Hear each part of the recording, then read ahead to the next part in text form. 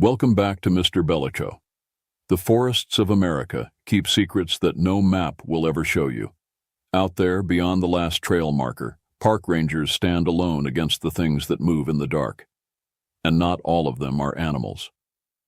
Tonight, we walk into the world of the Wendigo, the Skinwalker, the Mothman, Bigfoot, and the Dogman. Real rangers, real encounters, stories they were never supposed to tell. So before we begin, tell me in the comments, where are you watching from, and what time is it where you are?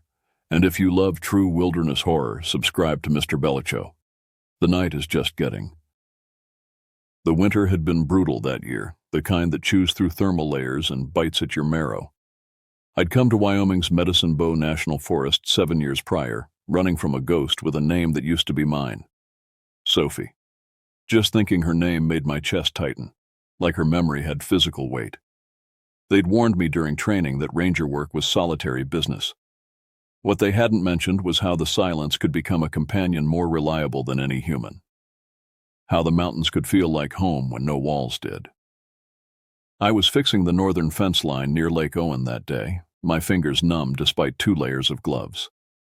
The wind was knife-sharp at that elevation, cutting across the exposed ridge with a sound like something wounded. My breath clouded in front of me as I hammered the last post, checking the tension on the barbed wire one final time. That's when my radio crackled to life. "Callaway, you copy?" Natalie Parker's voice was instantly recognizable. Clipped, efficient, always half a breath away from barking orders. I unclipped the radio from my belt. "Copy. You're the closest unit to Section 32? My stomach tightened immediately. Section 32 wasn't what it said on any official maps. To administration, it was just another chunk of backcountry ravine.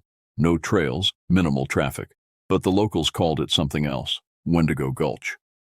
"We've got an unregistered fire ring reported in a ravine northwest of Dead Horse Ridge," Natalie continued. "Some hikers called it in yesterday, probably just a bunch of kids poaching elk. But dispatch tried hailing the permit holders. 3 hunters from Cheyenne. No response. I waited, knowing what was coming next. I want eyes on it before nightfall. I didn't ask why they'd send just one ranger into that particular section. I already knew. 7 years on the job had earned me the dubious title of being the solo guy. The Widowmaker slot, they called it behind my back. Just me, a badge, and a sidearm I'd discharged exactly twice, once during training and once to euthanize a wounded moose. "Copy that," I said, trying to ignore the knot forming in my gut. "Heading there now. ETA 90 minutes. Good. Check in when you arrive. And Callaway?" "Yeah." "Standard protocol. If anything seems off, you radio before engagement." Standard protocol. That was Natalie speak for "don't be a hero." But we both knew in Section 32, radio signals were about as reliable as politicians' promises. I packed up my tools and trudged back to my Forest Service truck, a battered Ford Ranger that had seen too many seasons. The heater groaned to life as I cranked the engine, the dashboard clock reading 12:42. 3 hours of daylight left, maybe less with the cloud cover moving in. As I drove, I tried to focus on the practicalities, my hiking route, available equipment, anything but the stories that circled around Wendigo Gulch like carrion birds. I'd heard them all, of course. Every ranger had. Tales from old-timers at the feed store down in Centennial about hunters who went in but never came back out. Stories from the Ute tribe about something ancient that lived in those ravines, something that hungered. Most rangers dismissed it as campfire talk, the kind of folklore that attached itself to any remote enough place. So why had my mouth gone dry? I pulled off the gravel road at the Section 32 access point, a narrow break in the tree line, marked only by a small reflector and a rusted gate. The snow was deeper here, undisturbed save for a single set of tire tracks, probably the hunter's pickup. I checked my watch. The 3-mile hike would take over an hour in these conditions. I loaded my pack methodically. Trauma kit, Garmin GPS, sidearm, a .40 caliber Glock, flare gun, emergency sat phone, extra thermal layers, 2 liters of water, energy bars, headlamp, knife, fire starter kit. Standard backcountry gear, except perhaps for the extra ammunition I slipped into my jacket pocket. Not standard, but a habit I'd developed after a mountain lion encounter 3 winters back. The trail, such as it was, meandered through dense lodgepole pines before descending into the gulch. With each step, the snow crunched beneath my boots, the only sound besides my labored breathing. The trees grew older the deeper I went, their trunks blackened with age, massive roots breaking through the frozen soil like arthritic knuckles. The moss here grew thick enough to muffle my footsteps, and the cold seemed to intensify, as if the gulch trapped it, preserved it. My breath came out in clouds that lingered too long before dissipating. It was the silence that bothered me most. Forests are never truly quiet. There's always the rustle of small mammals, the call of birds, the whisper of wind through needles. But here, the silence felt deliberate, like the woods were holding their breath. As I descended the final slope into the gulch proper, the temperature dropped noticeably, a cold curtain falling. I checked my watch. 3:17 p.m. The light was already fading, the short winter day surrendering to dusk. I had maybe an hour of workable light left. That's when I saw the campsite. It sat nestled against a rock face about 10 yards off a frozen creek bed. 3 cots laid bare under a half-collapsed tarp, 1 camp chair overturned, a pot of coffee on a cold burner, a plate with food still on it, elk steak from the smell, not even cold. Someone had been here, very recently. I unclipped my radio. "Dispatch, this is Ranger Calloway. I've located the campsite in Section 32. No visual on campers yet. Scene appears. Recently abandoned." Static answered me. I tried again, adjusting the frequency. Nothing but white noise. I holstered the radio and surveyed the scene more carefully. That's when I noticed the rifles. All 3 leaned against a boulder by the fire ring. Safety's off. A box of ammunition sat unopened on a nearby log. No one, especially not experienced hunters, left weapons like that. Not unless they left in a hurry. My hand dropped instinctively to my sidearm as I crouched to examine the ground around the campsite. The tracks were a mess at first glance, boot prints scuffed into the snow and pine needles. But as I traced them outward, a pattern emerged that made my blood run cold. Bare footprints, wide set, toes dug into the frozen ground deep enough to split skin. And they weren't walking. They were running. I followed them with my eyes until they vanished into the deepening shadows of the woods, toward a ridge that dropped off sharply into the lower section of the gulch. "Dispatch, this is Ranger Calloway." I tried again. "I found the camp. No sign of the hunters. Gear's all here, but—" I hesitated, not wanting to sound like I was jumping at shadows. "Something's off. Please advise." Nothing. Not even static this time. Just dead air. The sun was now a fading smudge behind the western ridge, the forest rapidly descending into that peculiar gray half-light that precedes total darkness. I made a decision.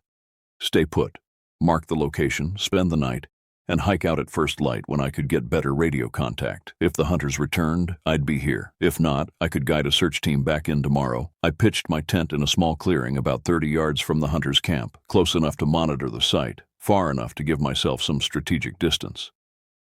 I set up a simple perimeter with paracord strung with empty soda cans, a crude but effective motion sensor that had served me well on solo backcountry patrols. Night fell like a hammer, sudden and complete. The temperature plummeted further, the kind of cold that freezes the inside of your nostrils and makes each breath painful. I hunkered down in my sleeping bag, service weapon within reach, flare gun closer. Sleep didn't come easily. Every crack of frost-split wood, every distant rustle had me tensing, listening. I checked my watch. 11:47 p.m. That's when I heard it. At first I thought it was the wind, a low, rhythmic push through the trees, but it had a pattern to it. Inhale, hold, exhale. Too wet, too close to be the wind. I didn't move. Then the sound shifted, positioning itself to the left of my tent, maybe 20 feet out. Same sound, same slow drag of breath, like something pacing, something heavy but careful, something that knew how to move quietly despite its weight. Pine needles crackled, but just barely. I gripped the flare gun under my sleeping bag, not daring to call out, not wanting to break whatever thin veil separated us. It circled, slow as a clock hand. Then it stopped, right outside my tent door. I could feel it, like a change in pressure. No smell, no heat, just presence. That's when the scream came. The scream wasn't close, not yet. It came from somewhere deeper in the gulch, echoing off rock faces, bouncing back distorted. But I'll never forget how it sounded. Not like a man in pain, not like fear or panic. It was studied, almost careful. Drawn out and broken in places, as if whatever made the sound had heard screaming before but didn't understand where it started or ended. An approximation of human suffering rather than the real thing. My chest went cold, heart hammering against my ribs. A second scream followed, closer this time. Then silence fell again, heavier than before. I lay perfectly still, barely breathing, straining to hear any movement outside the thin nylon walls of my tent. Minutes stretched into hours. At some point, the tension in my muscles gave way to exhaustion, and I drifted into fitful sleep. Dawn came grudgingly, a pale gray light that offered visibility but no warmth. I was awake before it arrived, having slept only in short, jerking bursts throughout the night. My breath still clouded inside the tent, the temperature well below freezing. I unzipped the tent flap slowly, scanning the perimeter before emerging. That's when I saw them, gouges in the bark of the trees surrounding my campsite. 3 parallel marks, clawed deep into the wood, 12 feet up the trunk. And in the snow, a new trail of bare footprints circling my tent. My mouth went dry. I'd been a ranger long enough to identify animal markings, and these weren't from any bear or mountain lion. The spacing was wrong, the pattern inconsistent with any native wildlife. Shit, I whispered, the word hanging visible in the frigid air. I broke camp quickly, stowing my gear with mechanical efficiency while constantly scanning the tree line. The quiet was unnerving. No birds, no squirrels, not even the creak of branches in the wind. Just dead silence, as if the entire forest was holding its breath. I needed to check the hunter's camp once more before hiking out. Protocol demanded a thorough investigation, even if every instinct screamed at me to get the hell out of Section 32. The campsite looked different in the harsh morning light, more disturbed than I'd initially realized. The overturned chair wasn't the only sign of struggle. Now I noticed the torn sleeping bag, the scattered cooking utensils, the way the fire had been hastily extinguished. Embers kicked in all directions. I checked the rifles again. Winchester Model 70s, all 3, expensive, well-maintained, not something hunters would abandon willingly. I examined the ammunition box, 308. Winchester cartridges, still factory-sealed. Then I noticed something I'd missed the day before. A satellite phone half buried under a fallen tarp. I dug it out, brushed off the snow, and checked the power. Dead. I slipped it into my pack anyway. Might be useful to the investigation team. As I straightened up, something caught my eye. A small leather notebook wedged between 2 logs by the fire pit. A hunting journal. I flipped it open, scanning the most recent entries. November 14th. Made camp in the ravine. JM spotted a massive bull elk just before dusk. We'll track at first light. November 15th. Found tracks heading east. TR thinks they're bedding down in the lower gulch. Something strange today. All the smaller game has disappeared. No rabbits, no squirrels, not even bird sign. TR says it's the cold snap, but I've hunted these mountains for 20 years. Never seen anything like it. November 16th. Heard something last night. Not an elk, not a bear. TR says I'm imagining things, but RH heard it too. Like screaming, but wrong somehow. Found more tracks this morning. Not elk. Barefoot human prints, but too wide. Toes dug in deep. RH wants to pack out. Says his grandfather used to tell stories about this place. Wendigo stories, old Ute warnings. I told him to stop being superstitious. We're staying one more night. The final entry was dated November 17th, yesterday. The handwriting had changed, become frantic, the pen digging deep enough to tear the paper in places. It knows our names. It calls to us with familiar voices. TR went to investigate. Hasn't returned. We heard him screaming, then something else screaming with his voice. RH says we need to run. I'm leaving this here in case someone comes looking. If you're reading this, get out of the gulch. It hunts at night. It's fast. It's the entry ended mid-sentence. A long ink streak trailing off the page. I closed the journal slowly, my hands not quite steady. I tucked it into my jacket pocket and reached for my radio. "Dispatch, this is Ranger Calloway. Do you copy?" I waited, hearing only static. "Dispatch, this is an emergency request. I need immediate backup at Section 32. 3 missing persons, signs of violence, possible predator involvement." Nothing but crackling dead air. I wasn't surprised. Section 32 had always been a dead zone. It was why they sent solo rangers. Radio communication was spotty at best, non-existent at worst. I had no choice but to hike out, get to higher ground where I could get a signal. But first, I needed to understand what I was dealing with. If there was some kind of predator, bear, mountain lion, whatever, I needed to know which direction it was moving. The bear footprints seemed the most logical tracks to follow. Against every instinct screaming at me to leave, I shouldered my pack and began tracing them away from the camp. They led in a jagged, looping pattern, weaving between trees, doubling back on themselves, then breaking in a straight line toward the deeper part of the gulch. I followed cautiously for about half a mile, noting how the tracks showed no signs of fatigue or irregular gait. Whatever made them was strong, deliberate in its movements. Then they simply stopped. Not faded, not obscured by snow or debris, just stopped, as if whatever had made them had suddenly lifted off the ground. That's when the smell hit me. Rot. Not the sharp, sweet scent of a fresh kill, but the deep, earthy stench of something long dead. It came in waves, almost pulsing, growing stronger with each gust of wind. I scanned the area slowly, one hand resting on my sidearm.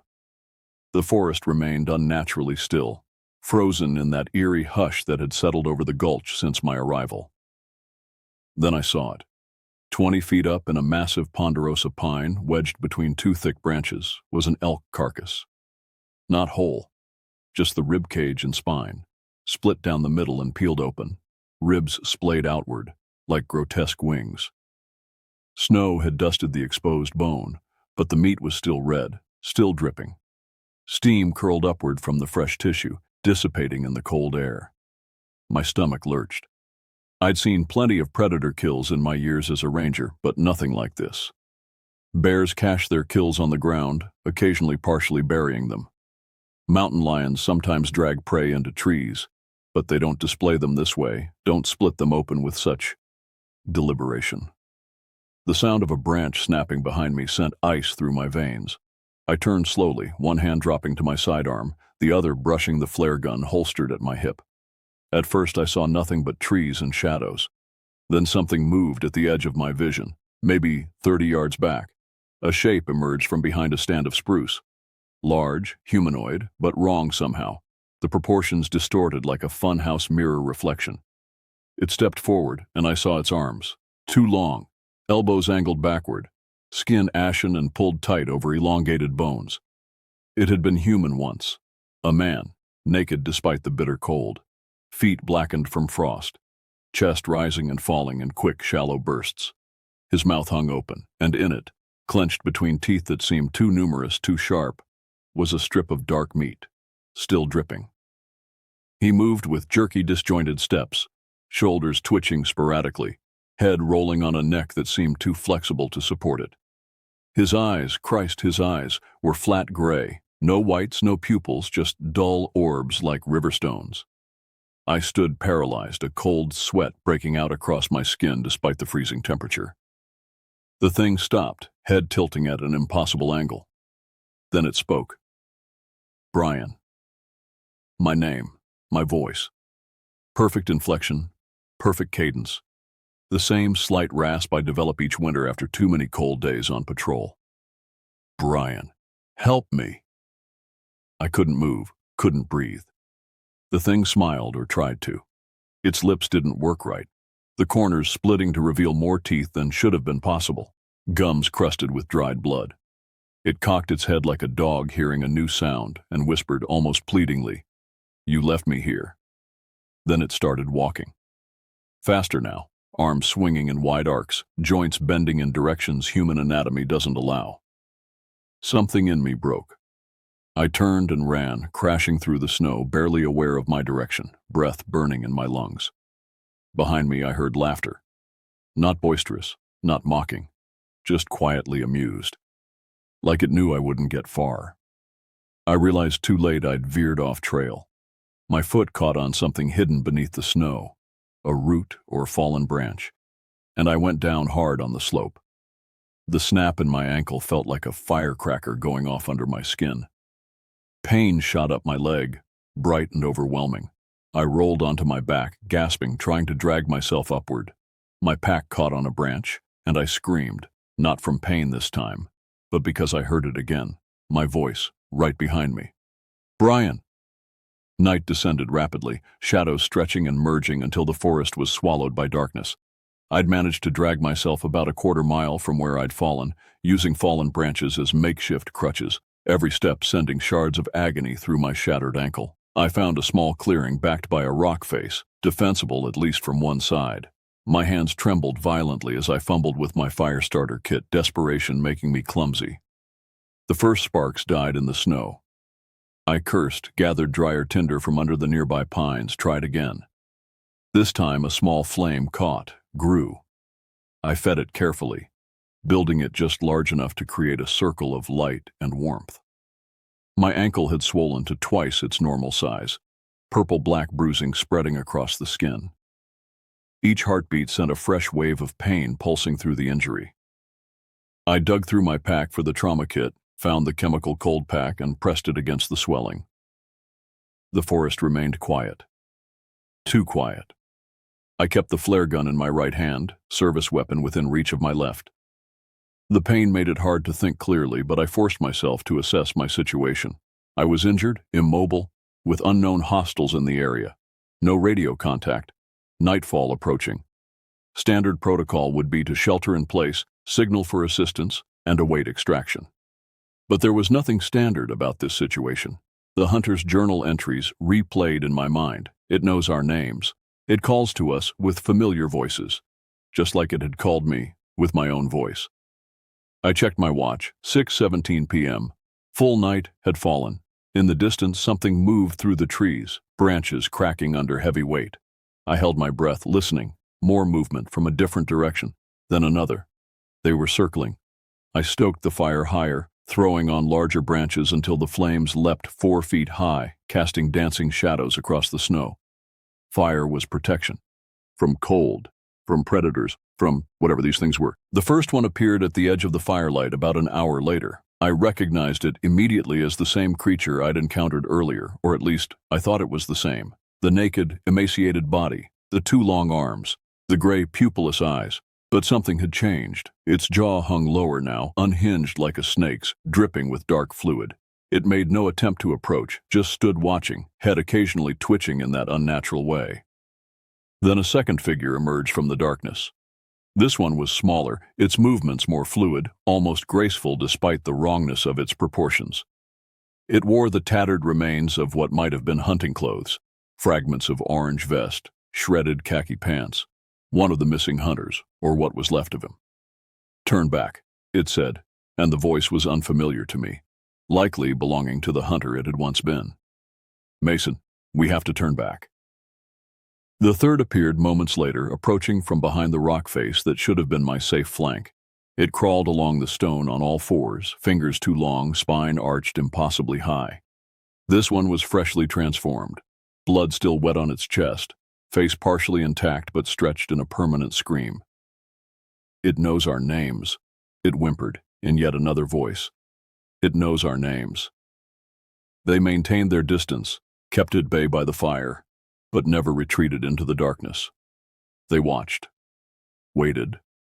Occasionally one would mimic a phrase, a plea, using the voices of the hunters. Testing.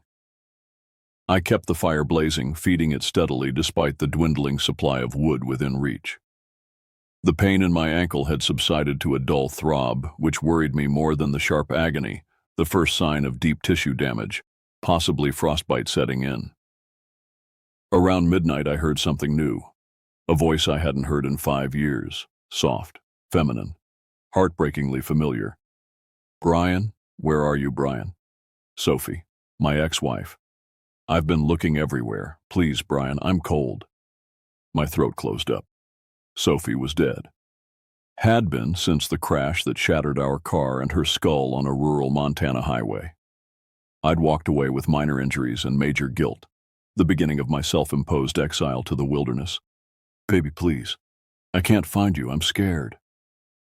Her voice came from beyond the firelight, moving slowly around the perimeter, perfectly recreating the slight Midwestern lilt, the way she'd slightly drop her R's when tired or frightened. I bit down on my fist until I tasted blood, tears freezing on my cheeks before they could fall. The creatures had found the most effective lure, not fear, but longing. "Come home, Brian. I miss you." I raised the flare gun, aiming into the darkness where her voice had last sounded. My hand shook. I couldn't pull the trigger. The night stretched endlessly, a parade of voices circling my diminishing fire. Sometimes they spoke as the hunters, sometimes as Sophie, sometimes as me. Occasionally they'd fall silent for long stretches, but I could feel them watching, waiting for the flames to die down, for exhaustion to overtake me. I didn't sleep. I couldn't. I fed the fire with everything I could reach. Branches, pages from my ranger notebook, even the thermal liner from my pack. By dawn, the flames had dwindled to embers, and my wood supply was exhausted. The creatures withdrew with the first light, melting back into the shadows of the deeper forest. But I knew they hadn't gone far. They were waiting for the next nightfall, for darkness to return. I checked my supplies: half a liter of water, 2 energy bars, no more wood within reach without moving. My ankle had turned an alarming shade of purple-black, and I couldn't feel my toes. The cold had seeped into my bones despite the fire, and exhaustion clouded my thoughts. I needed to move, to find a more defensible position, to get to higher ground where I might get radio contact. But each attempt to stand sent lightning bolts of pain up my leg. I fashioned a crude splint from branches and strips torn from my thermal undershirt, but it did little to stabilize the broken bones. Using my knife, I cut a sturdy branch to use as a walking stick. It took nearly an hour to get to my feet, another 30 minutes to travel 50 yards. The going was agonizingly slow, each step a battle against pain and the deep snow. But I pushed forward, driven by the certainty that staying put meant death. By midday, I'd managed perhaps a quarter mile, following the slope upward toward what I hoped was the eastern rim of the gulch. If I could reach the ridge, I might get radio contact, might be able to call for extraction. That's when I saw the cave. It was a narrow opening in the rock face, easily missed if not for the disturbed snow around its entrance. Fresh tracks led in and out, the same bare footprints I'd been following. But something else caught my attention. Claw marks, deep and deliberate, carved into the stone around the entrance. Not random gouges, but patterns, symbols. Every instinct told me to keep moving, to get as far from that cave as possible. But something else, some deeply buried ranger instinct, whispered that I needed to know what I was dealing with. If I could understand it, maybe I could fight it. I approached cautiously, service weapon drawn now rather than the flare gun.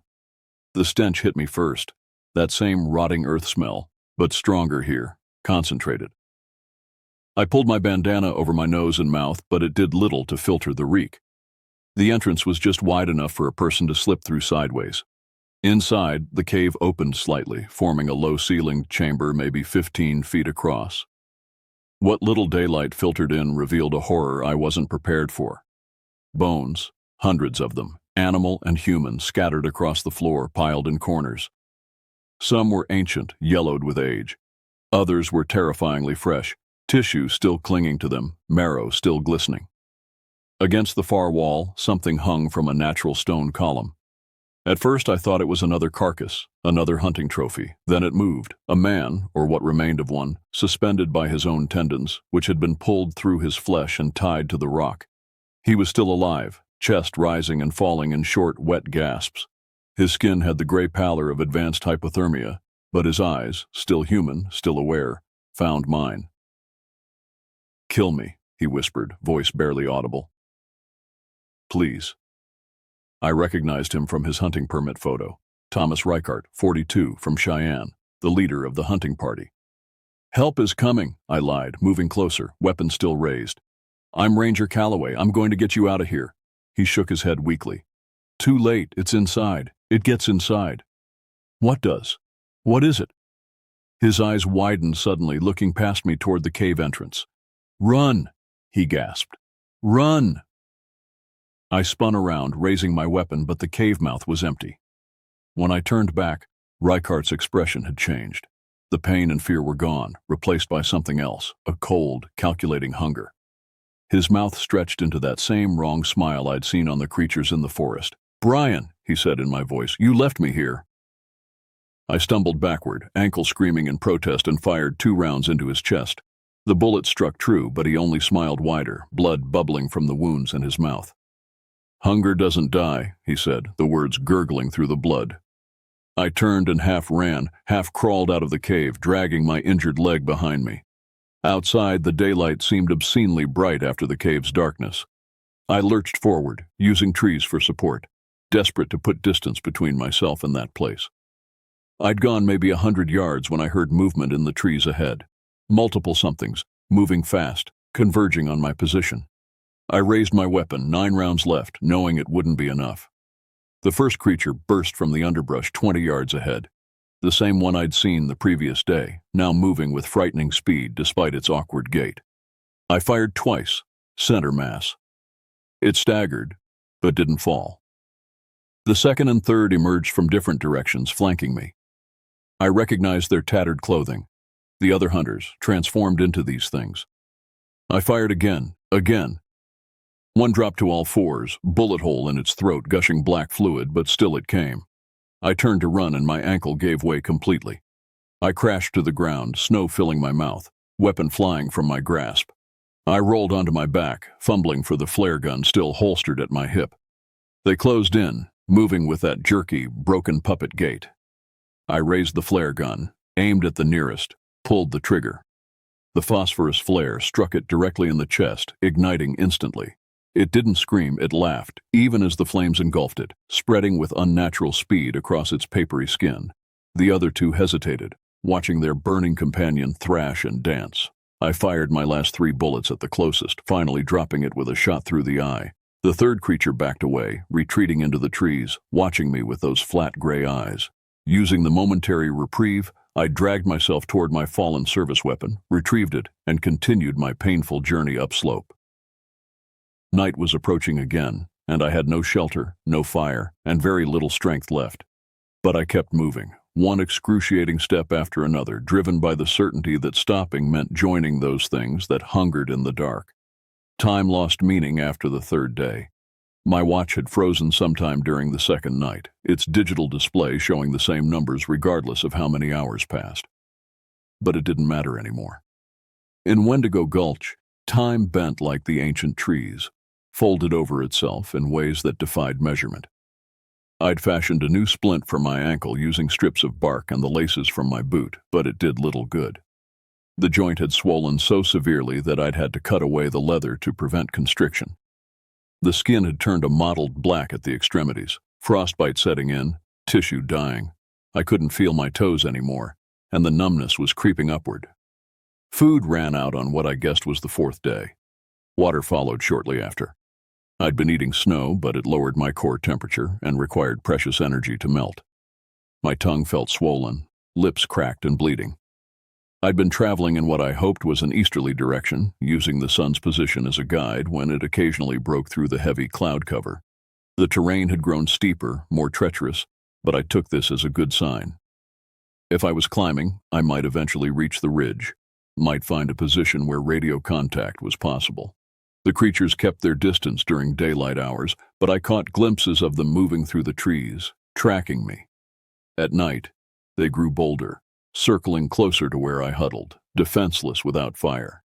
I'd used the last of my ammunition driving them back the previous evening, emptying my Glock into the darkness when the shapes drew too near. Now I had nothing but the empty flare gun and my knife. The hallucination started sometime after the hunger pangs had faded into a constant, gnawing emptiness. At first, just flickers at the edge of my vision, shadows moving against the natural flow of light. Then voices, whispers that couldn't possibly have carried through the dense forest. My mother, dead 15 years, singing lullabies from my childhood. My father calling my name in the gruff, impatient tone he'd used when I was late for dinner. Former colleagues, friends, lovers, a chorus of familiar voices drifting through the trees. And always, persistently, Sophie. Brian, why did you leave me on the road? Brian, I'm so cold in the ground. Brian, come join me. It's peaceful here. I knew they weren't real, couldn't be real, but after days without food or proper rest, the distinction between hallucination and reality blurred. Sometimes I found myself answering, voice cracked and feeble, conversations with ghosts that left me weeping. On what might have been the fifth day, I spotted something through the trees, a flash of color too vibrant to be natural. I changed direction, dragging myself toward it, hope flickering weakly. It was a backpack. Red nylon, partially covered by snow but unmistakably human-made. I tore at it frantically, fingers numb and clumsy, finally managing to unzip the main compartment. Inside, I found a half-empty water bottle, frozen solid, an emergency thermal blanket, a headlamp with dying batteries, a Swiss Army knife, and, miracle of miracles, 6 protein bars. I devoured one immediately, not even tasting it, just feeling the dense mass hit my empty stomach like a stone. I forced myself to save the others, tucking them into my own pack alongside the new tools. The backpack belonged to one of the hunters, RH according to the initials written on the inner flap. He'd dropped it, or discarded it, during his flight through the forest. I wondered briefly if he was one of the creatures now hunting me, or if some piece of him remained human, trapped inside a body that no longer obeyed his commands. That night, huddled under both my emergency blanket and the new one, I heard Sophie's voice clearer than ever. I'm right here, Brian, just beyond the trees. Please, I've been searching for you for so long. I squeezed my eyes shut, pressed my fists against my ears, but her voice penetrated my defenses, intimate as a lover's whisper directly into my mind. Remember our cabin on Lake Champlain? The way the sunrise looked over the water? We could have that again. We could start over. You're dead, I said aloud, voice raw from disuse and dehydration. You died 5 years ago. Laughter, soft and achingly familiar. Is that what they told you? I've been looking for you, baby. I never stopped. Something rustled in the underbrush, approaching slowly. I gripped the knife, my only remaining weapon, and waited. A figure emerged from between the trees, silhouetted against the night sky. Feminine, graceful, moving with none of the broken puppet gait of the other creatures. Brian, it's me. She stepped closer, and moonlight illuminated her face. Sophie. Perfect. Unchanged. Her dark hair falling in waves around her shoulders, wearing the blue sweater I'd always loved. No, I whispered, tears freezing on my cheeks. You're not real. She knelt beside me, reached out with a pale hand. I'm as real as you need me to be.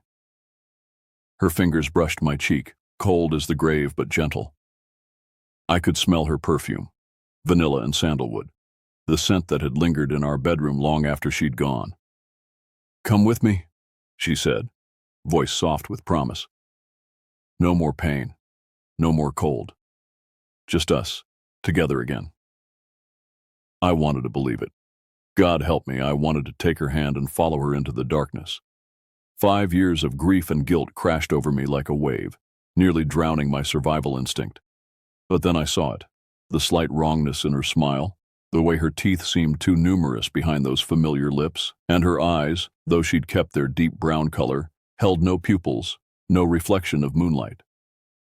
You're not Sophie, I said, finding strange strength in naming the truth. Sophie's dead, and whatever you are, you're not taking me. Her expression shifted, the loving smile stretching into a grotesque parody, splitting at the corners like wet paper. She lunged forward with inhuman speed, fingers elongating into claws as they reached for my throat. I met her attack with the knife, driving it upward into her chest. A sound escaped her, not a scream of pain, but a low, rattling laugh. Black fluid, too thick to be blood, oozed around the blade. Hunger doesn't die, Brian, she whispered in Sophie's voice, even as her face began to change, skin splitting to reveal the ashen creature beneath the beautiful facade. It just finds new vessels. I twisted the knife, pushed her backward with strength born of terror and desperation. She fell away, still laughing that awful wet laugh. I scrambled to my feet, agony shooting through my broken ankle, and lurched away into the darkness. Behind me, Sophie's voice called out once more. "You can run, Brian, but you're already one of us. We're in your blood now." I kept moving through the night, fear overpowering pain and exhaustion. The temperature dropped further, wind picking up, snow beginning to fall in heavy, wet flakes that quickly obscured my tracks. Good. Maybe it would hide my trail from the creatures. Bad. I could easily become disoriented in a whiteout. By dawn, the storm had intensified into a full blizzard.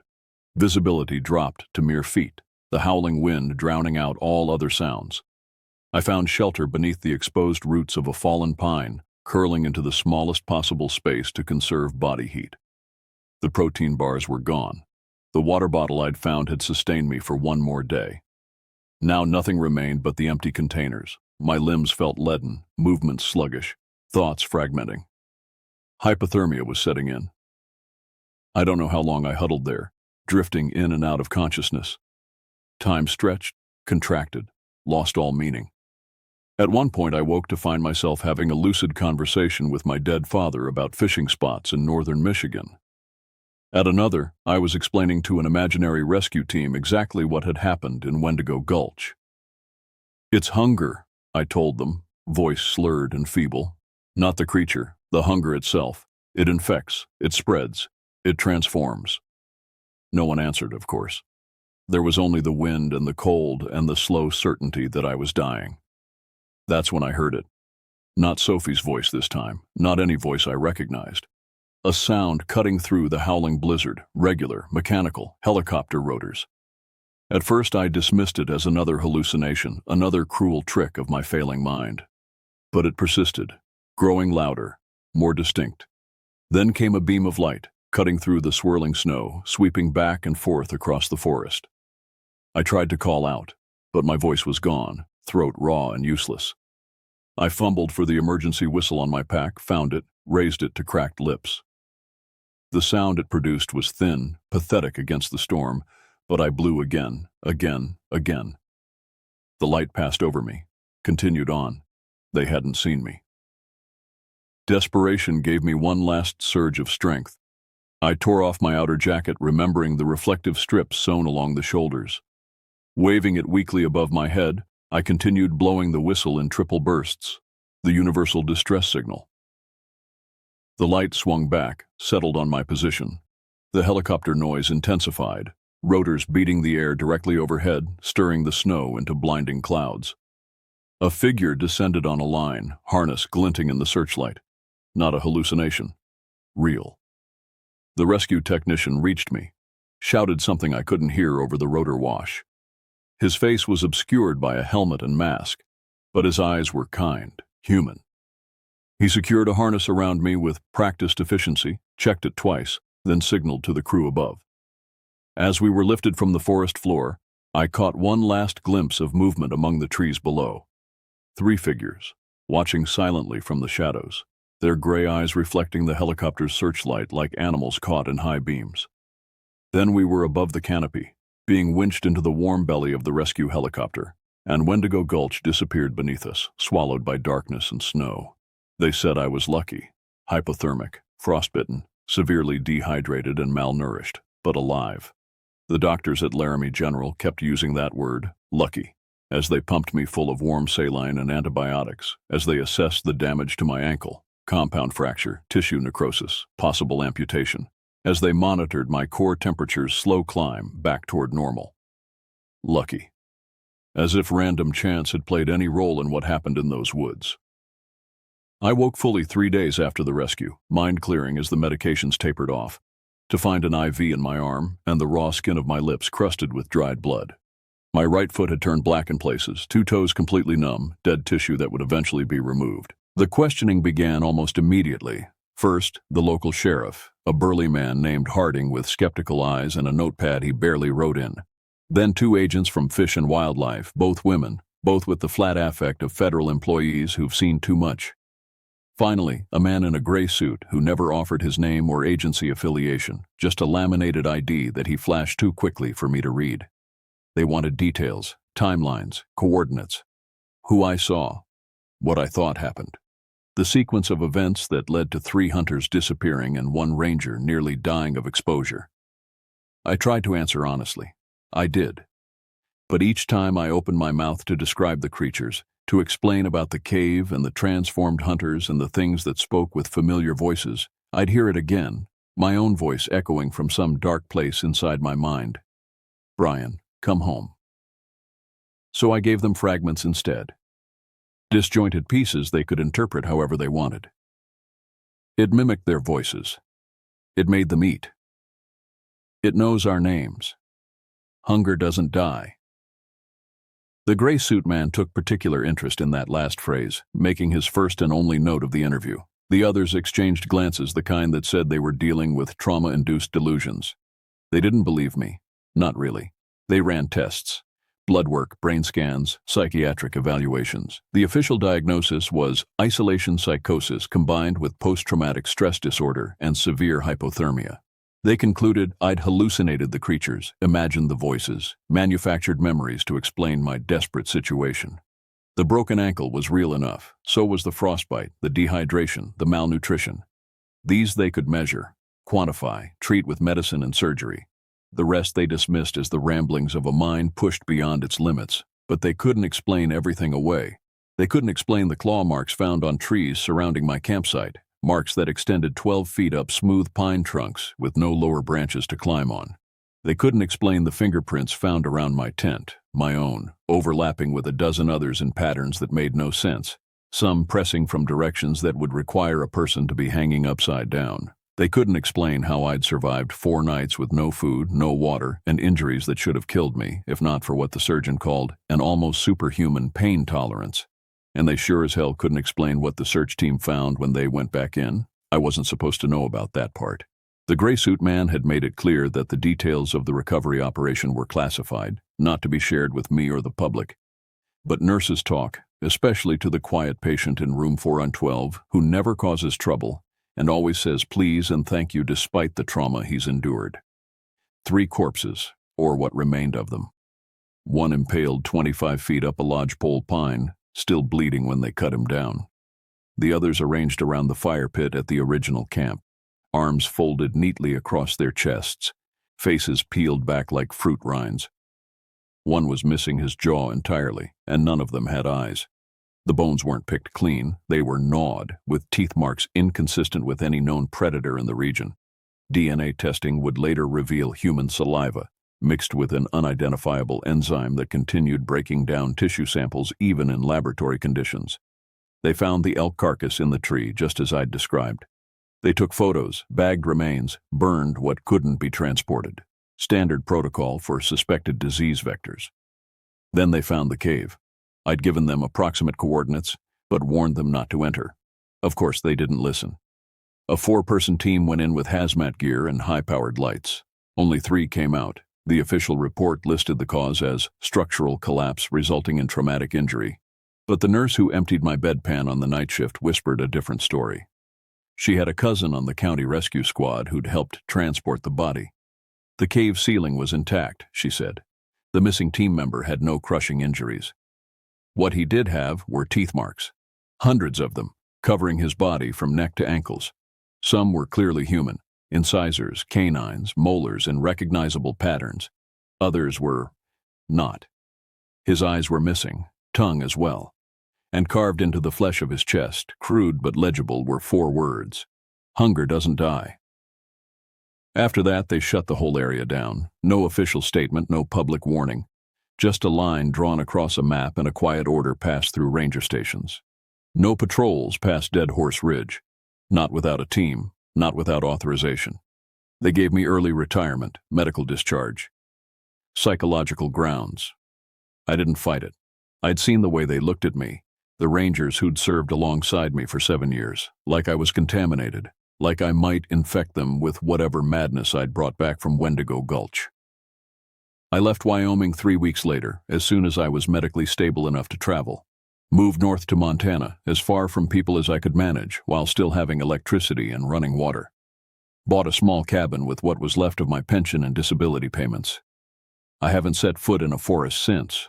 I tried once, Went for a walk near Glacier the following spring, thought enough time had passed that the memories might have faded. Got maybe half a mile in before I heard something move behind the trees. Too slow, too deliberate. I turned around and haven't been back. I keep the flare gun, though. It sits by my bed, loaded, cleaned every month. Old habits. Some nights, when the snow falls heavy and the wind hits just right, I swear I hear it again. That breathing, that broken, stitched-together scream. And once, just once, I heard her voice again. Sophie, whispering my name from the tree line, soft and mournful. I didn't answer. I won't. Because I know now that's how it starts. It begins with a voice, familiar, beloved, impossible to ignore. It lures you out, step by step, into the darkness. And by the time you realize the voice isn't coming from the woods at all, but from somewhere inside you, it's already too late. The hunger has you, and hunger doesn't die. It just finds new vessels. The mustard stain mocked me from my pant leg as I sat in the cramped ranger station, finishing what had to be the most uninspiring ham sandwich in Forest Service history. The bread had gone slightly stale despite the humid July air. The meat was dry, and the mayo had that peculiar tang that suggested it had spent a day too long in our ancient refrigerator. But it was food, and 12 hours into a 16-hour shift, I wasn't about to be picky.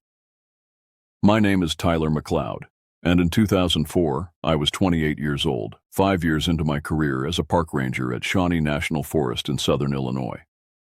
Not exactly the glamorous outdoor job I'd imagined when I earned my forestry degree. Most days consisted of directing lost tourists, cleaning up campsites, and occasionally rescuing the odd hiker who'd wandered off trail and couldn't find their way back. That day, July 17th, started just as mundanely as any other. The small box fan in the corner of our cinder block station hummed ineffectually, barely stirring the thick air. The heat had been relentless for weeks, turning the forest floor into a carpet of dry kindling. We'd been on high alert for fires, but so far the summer had been mercifully uneventful. I wiped my hands on a napkin and glanced at the clock, 4:22 p.m. The late afternoon sun slanted through the dusty windows, casting long shadows across the worn linoleum floor. My eyes burned slightly from staring at incident reports all day, and I longed for the shift to be over so I could head home to my small apartment in Marion, crack a beer, and fall asleep to whatever game was on TV. That's when Randy stuck his head in the door. Randy Calloway was my supervisor, a 20-year veteran of the Forest Service, the kind of ranger who knew every trail, creek, and hidden corner of Shawnee like the back of his weathered hand. He was in his early 50s, with salt and pepper hair cropped military short and a perpetual 5 o'clock shadow. His face was tanned and creased from decades in the sun, and he had the lean, sinewy build of someone who hiked daily. "McLeod," he said, his expression tense, "we've got a situation." I swallowed the last bite of my sandwich and stood up. "What's up?" "Got a call from a worried mother. Her son and his girlfriend were supposed to check in at the visitor center by noon. They're students from SIU, camping near Oak Flat Trail, been out since yesterday morning." I shrugged. "Probably just lost track of time. You know how college kids are." Randy frowned, shaking his head slightly. "Maybe. But something feels off. 2 abandoned tents were reported near their last known location." He hesitated. "And the wildlife's been acting strange today." "Strange how?" I asked, suddenly more alert. "Birds went quiet around that area since morning. Haven't heard a single call. And one of the maintenance guys said he saw a group of deer running like hell away from that direction." I'd worked with Randy long enough to respect his instincts. When he sensed something was wrong, it usually was. He had that look around his eyes, the way the skin tightened and his gaze became more focused, that I'd come to recognize as his tell. "Let's go check it out," I said, reaching for my hat. "Dina's coming too," Randy said. Dina Chen was our newest hire, a seasonal ranger fresh out of college with a degree in environmental science. She'd only been with us for about 3 weeks, eager and enthusiastic, but still green when it came to real field work. "You sure we need 3 people for this?" I asked. "Better safe than sorry," Randy replied cryptically, "and it'll be good experience for her." As if on cue, Dina appeared in the doorway, her dark hair pulled back in a neat ponytail. At 22, she was the youngest on our team, but she had a sharp mind and picked things up quickly. "Ready to head out," she announced, her voice bright with that slightly forced confidence people use when they're nervous but trying not to show it. "Great," I said, noticing the mustard on my pants for the first time. "Damn it!" Dina followed my gaze and smiled sympathetically. "At least it matches your patches," she joked, referring to the yellow Forest Service emblems on our uniform shirts. I grabbed my pack, checking to make sure I had water, first aid supplies, a flashlight, and my radio.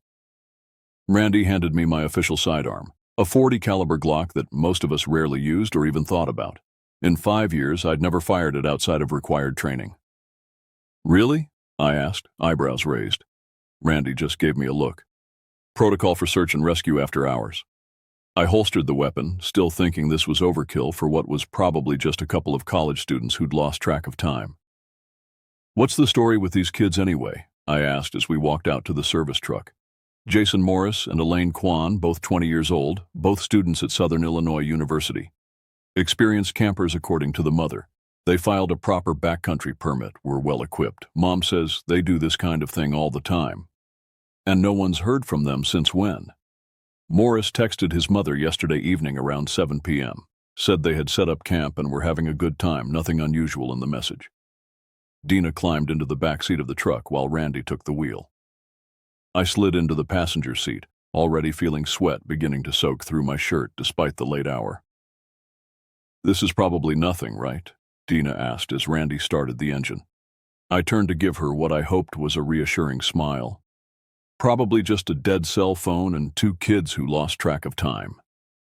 But as we pulled away from the station, I couldn't help noticing how tightly Randy gripped the steering wheel, his knuckles white against his tanned skin. The tension was contagious, and I felt a knot forming in my stomach. The service road wound through dense forest, oak and hickory trees crowding close on either side. Normally, the woods would be alive with sound this time of day. Birds calling, insects buzzing, the occasional rustle of animals moving through the undergrowth.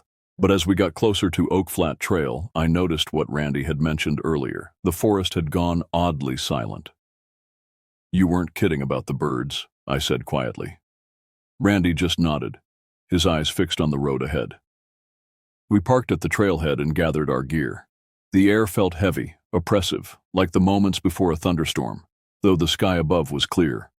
The humidity pressed down, making even simple movements feel like wading through water. "We'll follow Oak Flat Trail to the junction with River to River, then head east toward the coordinates from their permit," Randy said, checking his GPS. "Should be about 2 miles in."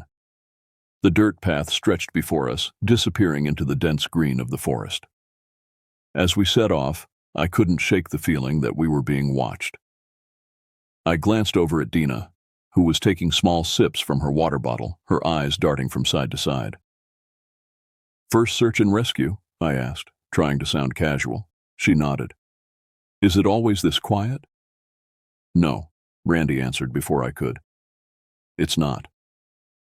We walked in silence after that, the only sounds our boots on the trail and the occasional call on the radio, as Randy checked in with the visitor center. The forest seemed to close in around us, the canopy overhead blocking out more and more sunlight as we ventured deeper. About a mile in, I noticed something strange. A torn piece of fabric caught on a branch, fluttering slightly in the barely perceptible breeze. I pointed it out to Randy, who stopped to examine it. "Looks like part of a backpack," he said, turning the scrap over in his hands. "North Face, high-end gear." Dina peered over his shoulder. "Is it from our missing hikers?" "Can't say for sure, but it's recent," Randy replied, tucking the fabric into a small evidence bag. "Let's keep moving." The trail grew narrower as we continued, forcing us to walk single file. I took the lead, Randy in the middle, with Dina bringing up the rear. The forest floor was littered with fallen leaves and broken branches, and the air smelled of damp earth and decaying vegetation. As we approached the junction with River to River Trail, I spotted something that made me stop in my tracks. Just off the path, partially hidden by a fallen log, was a hiking boot, a single boot, lying on its side as if it had been discarded in a hurry. I pointed silently, and Randy moved forward to inspect it. "Size 10, men's," he said after a moment. "Could be Morris's." "Why would someone leave behind one boot?" Dina asked, her voice barely above a whisper. I didn't have an answer for her. None of us did. We continued east along river-to-river trail, moving more cautiously now.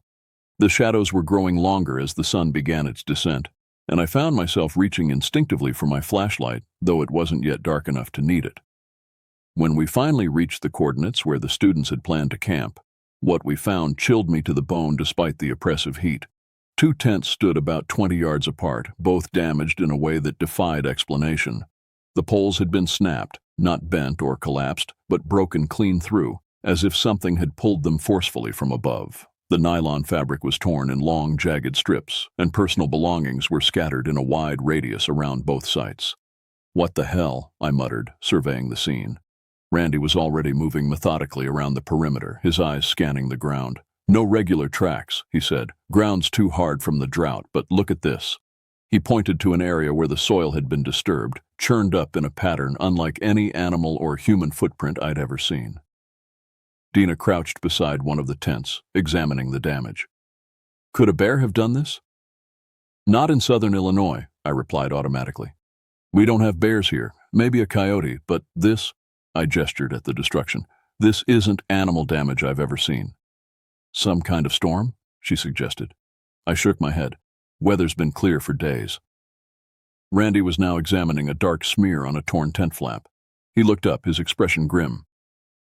McLeod, come look at this. I moved closer, and my stomach turned. The smear was unmistakably blood.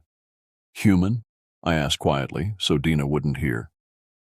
Randy nodded almost imperceptibly. Looks fresh. I swallowed hard, fighting down a wave of nausea. This was no longer a simple search for missing hikers. This was something else entirely. We need to call this in, I said. Randy nodded, reaching for his radio. But before he could make the call, it crackled to life. Randy, come in, a voice said through static. It was Bill from the visitor center. This is Randy, go ahead. Just got another report of an abandoned campsite about 50 yards west of your position. Maintenance crew spotted it while checking the trails. Randy and I exchanged looks. Copy that, he replied. We'll check it out.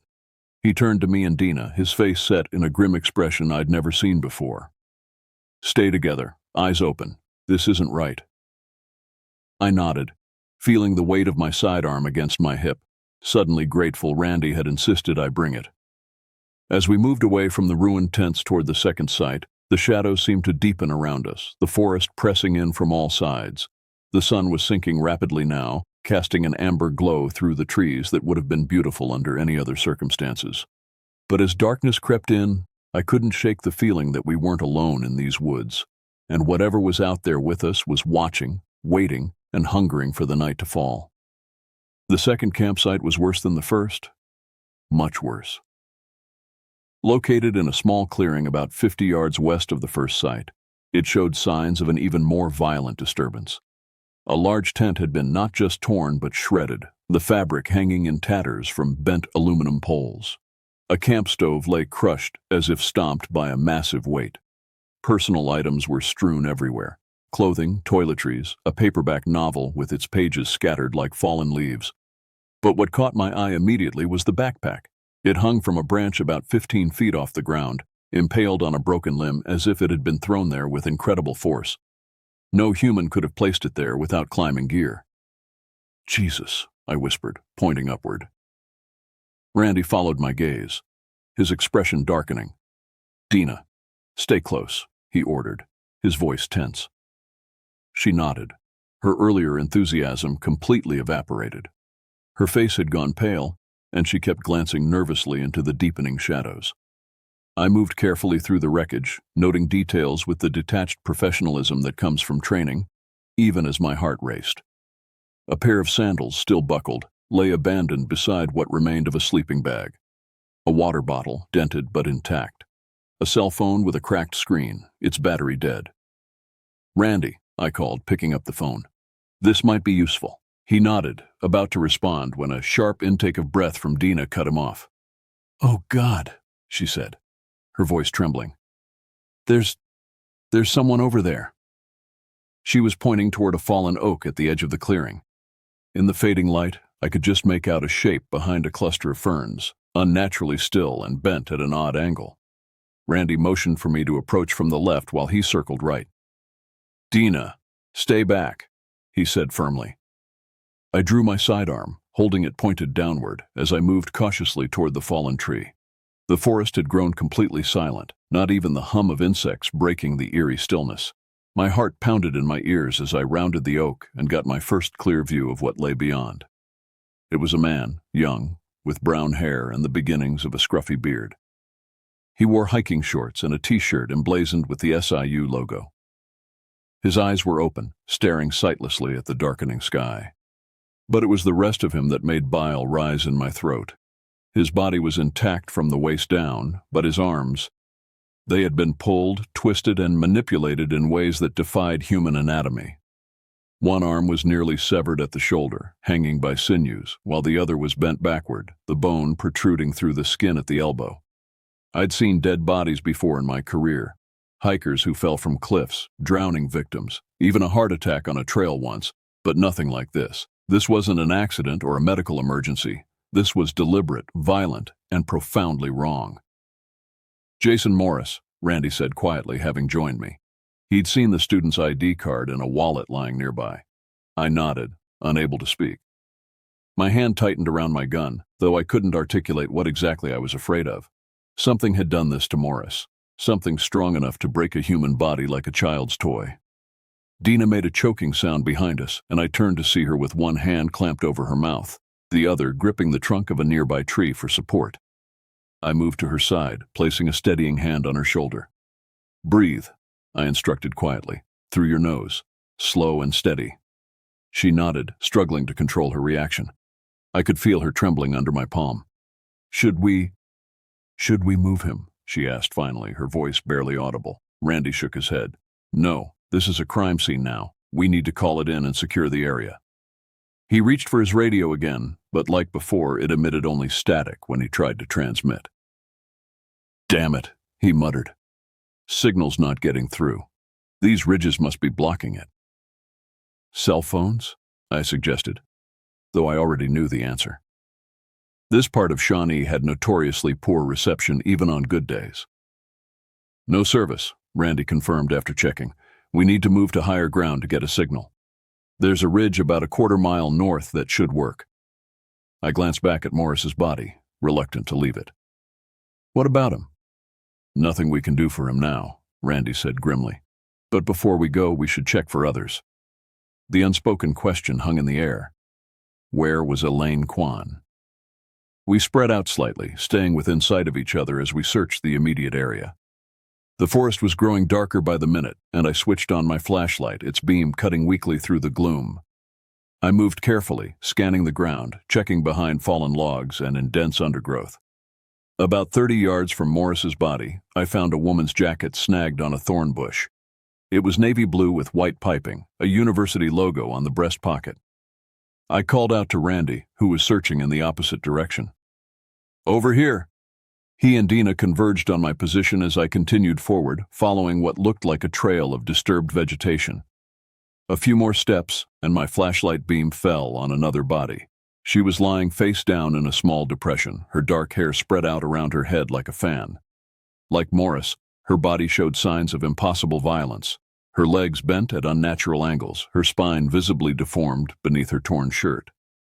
"Elaine," Randy said softly, confirming what we already knew. Dina turned away, her shoulders shaking with silent sobs. I couldn't blame her. This was beyond anything any of us had trained for. I forced myself to examine the scene clinically, looking for anything that might explain what had happened. There were no obvious animal tracks, no signs of a struggle or drag marks that would indicate the bodies had been moved. It was as if they had been attacked right where they fell, by something that left no trace except for the horrific damage it inflicted. "We need to go," Randy said after a moment. "Get to higher ground, call this in. We need more people, proper equipment. This is way beyond our capabilities." I nodded, grateful for his decisiveness. The forest had grown oppressively dark, the temperature dropping slightly as night settled in. The air felt heavier, almost charged, like the moments before a storm breaks. "Stay close," Randy instructed as we began moving north toward the ridge. Keep your lights on and your eyes open." We moved in a tight formation, Randy leading, me bringing up the rear with Dina between us. The beam of my flashlight swept back and forth, catching glimpses of trees, undergrowth, the occasional startled night creature. The woods remained unnaturally quiet. Even the normal night sounds, the hoot of owls, the chirp of crickets, were absent. About halfway up the slope I heard it, a faint creak of branches to our left. I swung my flashlight in that direction, but saw nothing except trees and shadows. "Did you hear that?" Dina whispered, her voice tight with fear. I nodded, scanning the darkness more carefully. Then I saw it. Movement among the trees, just at the edge of my light's reach. A pale shape, low to the ground, moving in a way that reminded me of nothing so much as a spider, quick, deliberate, and unnervingly fluid. "Randy," I called softly, pointing with my beam. He turned, his own flashlight joining mine to illuminate the spot.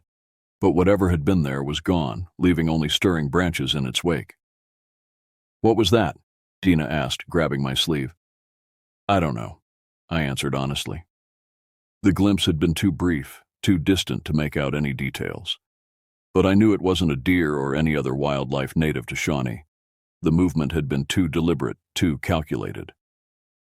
"Keep moving," Randy said, his voice steady despite the tension I could hear underlying it. "We need to reach that ridge."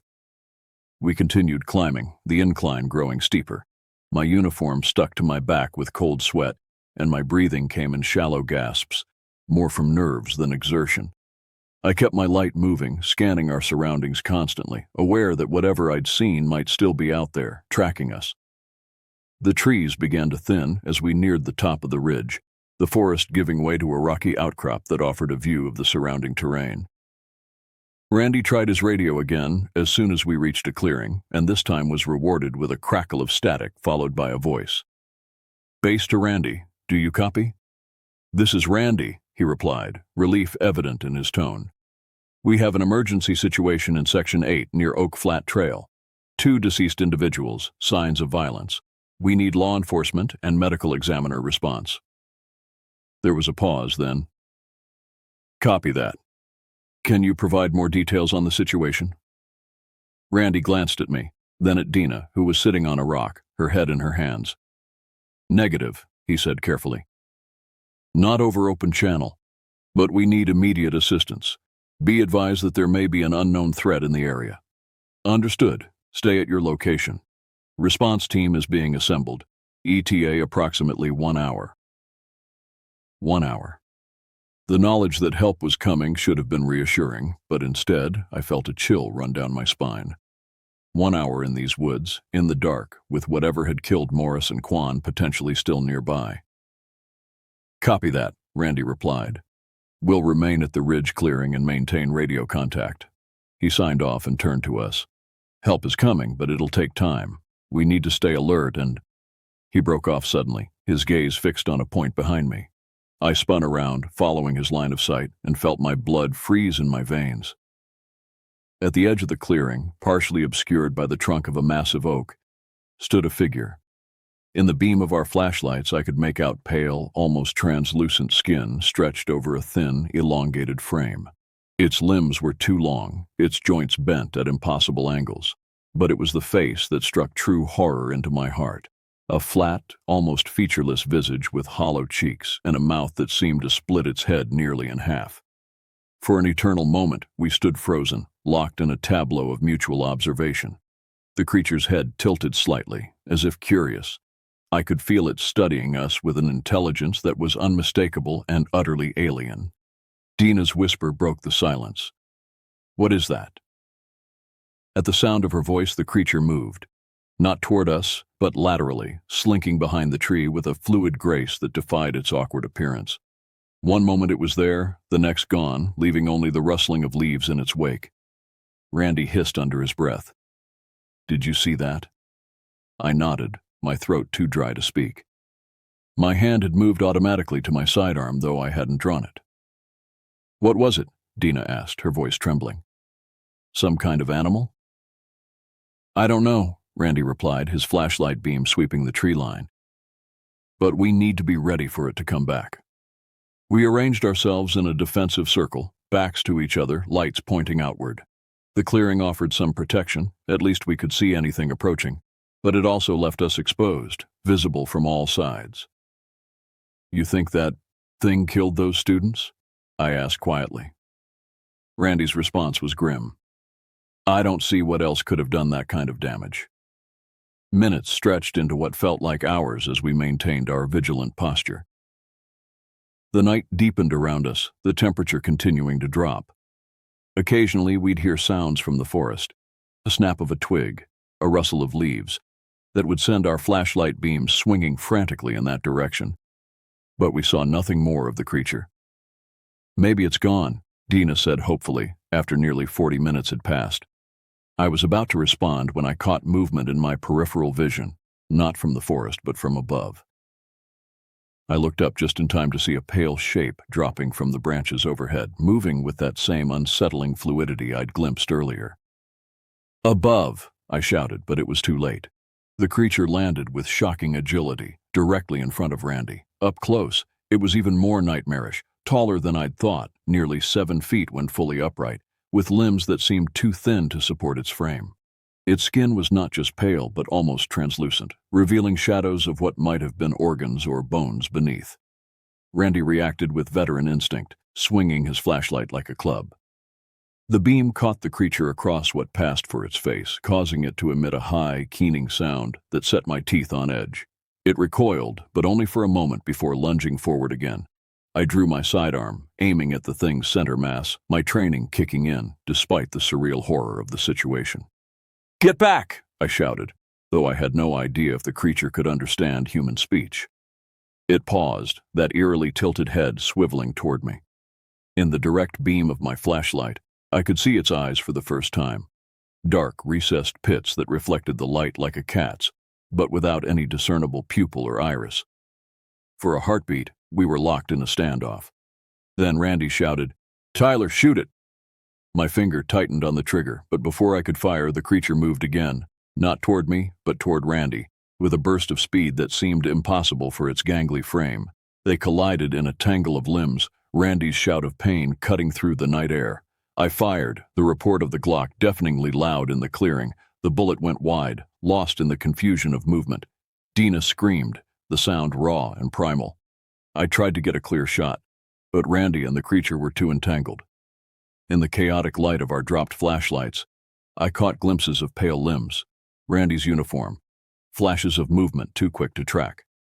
Randy was fighting hard, his forearm pressed against the creature's throat, or what passed for a throat, trying to keep those terrible jaws away from his face. I circled, looking for an opening, my gun trained on the writhing mass. "Randy, roll left!" I shouted. He tried, managing to create a few inches of separation. I fired again, and this time was rewarded with a shriek that couldn't possibly have come from a human throat. The creature reared back, a dark fluid oozing from a wound in its shoulder. For a moment I thought we'd gained the upper hand. Then, with that same impossible speed, it darted away, disappearing into the darkness of the forest. The entire encounter had lasted perhaps 30 seconds, but it felt like an eternity. I rushed to Randy's side. He was on his back, breathing heavily, his uniform torn and bloody. Deep lacerations ran across his chest and shoulder, as if he'd been clawed by something with razor-sharp talons. "How bad?" I asked, kneeling beside him. "Bad enough," he grunted, trying to sit up. "But I'll live. Did you hit it?" "I think so," I replied, glancing nervously at the tree line. "It ran off." Dina appeared beside us, her face ashen. "Oh my God, Randy, you're bleeding so much." I tore open my first aid kit, pulling out gauze pads and pressure bandages. "Press here," I instructed Dina, placing her hands on the worst of the wounds. "Hard as you can." She nodded, following my instructions despite her obvious terror. I worked quickly, applying bandages and wrapping them tight to staunch the bleeding. The wounds were deep, but didn't appear to have hit any major arteries. A small mercy. "Radio," Randy gasped, his face contorted with pain. "Tell them, officer down." I grabbed the radio from where it had fallen during the struggle. "This is Ranger McLeod," I said, trying to keep my voice steady. "Officer down, repeat, officer down. We are under attack by an unknown assailant. Need immediate assistance." The response was immediate. "Copy that, McLeod. Help is en route. ETA 30 minutes. Can you describe the assailant?" I hesitated, unsure how to explain what we'd encountered. Negative, I said finally. Unknown entity, extremely dangerous. We've fired shots. Be advised approach with extreme caution. Understood. Hold your position if possible. Helicopter is being dispatched. I signed off and turned back to Randy. He was conscious but clearly in pain, his breathing labored. We need to move, he said through gritted teeth. It might come back. You can't walk, I pointed out, and we shouldn't separate. Then we all go, he insisted. Help me up. Dina and I exchanged worried glances, but we didn't argue. Carefully, we helped Randy to his feet. He swayed, grimacing, but remained upright. There's a maintenance shed about a quarter-mile east, he said, more defensible than this clearing. I nodded, understanding his logic. The shed would provide solid walls, a door we could barricade, better than staying exposed on the ridge. I'll take point, I said, checking that my gun was ready. Dina, help Randy. I'll clear the way. She nodded, slipping under Randy's good arm to support him. We moved slowly, painfully, toward the eastern edge of the clearing. My flashlight swept the darkness ahead, revealing nothing but trees and undergrowth. The forest remained eerily silent, as if holding its breath. Every few steps, I'd pause to listen, to scan our surroundings. The creature had moved with such speed and silence that I feared it could be anywhere, watching us, waiting for an opportunity to strike again.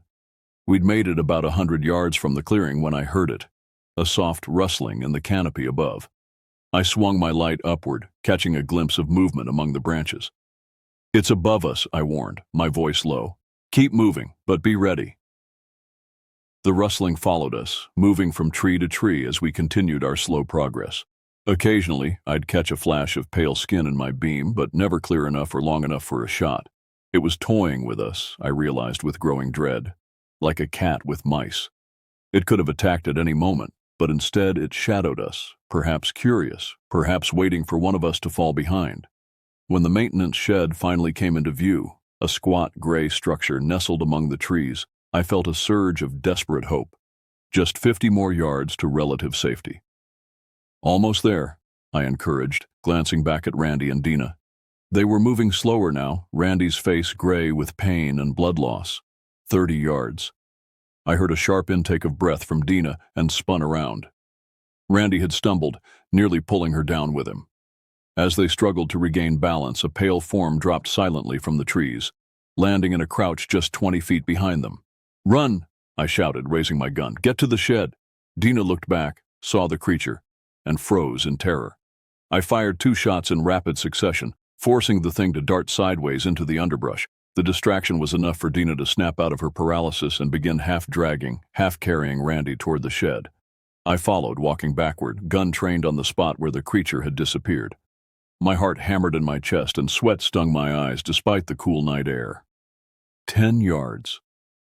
The creature emerged from the undergrowth to our right, moving low and fast. I fired again, missing, but forcing it to change course.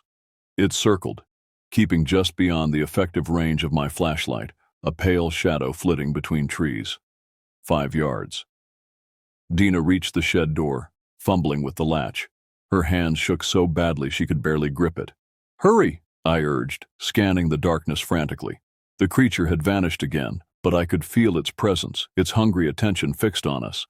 The latch finally gave way, and Dina shouldered the door open. She pulled Randy inside, and I backed in after them, never taking my eyes off the forest until I could slam the door shut and throw the bolt. Inside, the shed was musty and cramped, filled with maintenance equipment, rakes, shovels, a small gas-powered generator. A single window let in the faint moonlight, supplemented by our flashlights. Randy collapsed onto a wooden bench along one wall, his breathing ragged. Dina knelt beside him, checking his bandages, which were already soaked through with blood. We need to reinforce the door, I said, looking around for anything we could use. And that window. Dina nodded, moving to help me drag a heavy metal cabinet in front of the door. We worked quickly, driven by adrenaline and fear, piling equipment against the entrance and covering the window with a sheet of plywood we found leaning against one wall. When we'd done all we could, I sagged against the wall, exhaustion hitting me like a physical weight. The brief, violent encounter on the ridge and our desperate flight to the shed had drained me. My hands shook as I checked my gun. 3 bullets left in the magazine, plus 1 in the chamber. Not much if that thing decided to break in. How is he? I asked, nodding toward Randy. Dina looked up from where she was adjusting his bandages.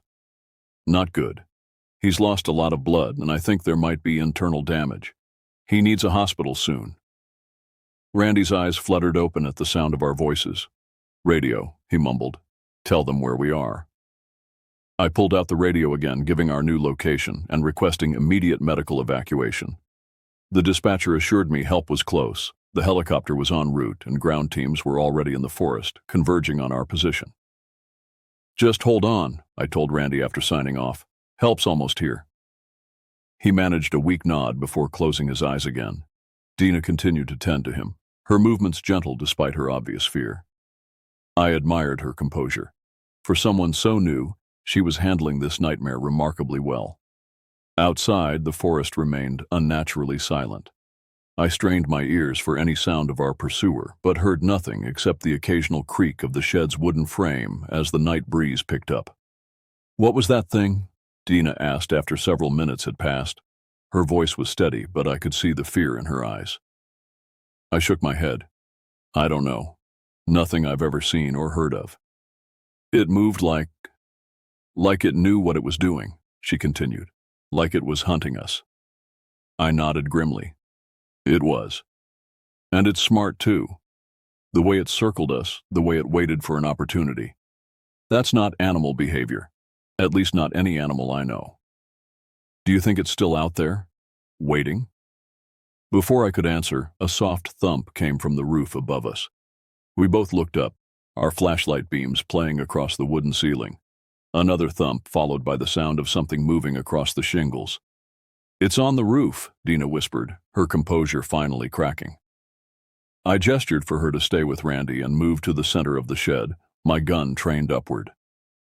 The sounds continued, light, deliberate movements that suggested exploration rather than an immediate attack. Looking for a way in, I said quietly.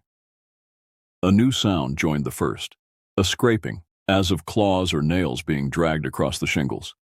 It moved from one end of the small structure to the other, testing, probing.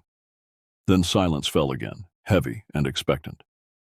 I waited, barely breathing for what felt like minutes but was probably only seconds. Then came a sharp crack as something struck the roof with considerable force. Dust and splinters rained down from a spot near the far corner. Another blow fell and another, each one splintering more of the aging wood. A small hole appeared, moonlight filtering through to cast a pale circle on the dirt floor. The hole widened with each impact, deliberate and methodical. It's breaking through, Dina said, her voice rising with panic. I raised my gun, aiming at the growing hole. Get behind something, I ordered, and cover Randy. She dragged him off the bench and behind a large tool cabinet, using her body as a shield. I stayed where I was, a clear shot at whatever might come through that hole. A pale hand, if you could call it that, with elongated fingers ending in curved, talon-like nails, reached through the opening. It groped blindly for a moment, then withdrew. The hole widened further as more of the roof was torn away. I fired, the bullet punching through the roof where I'd last seen movement.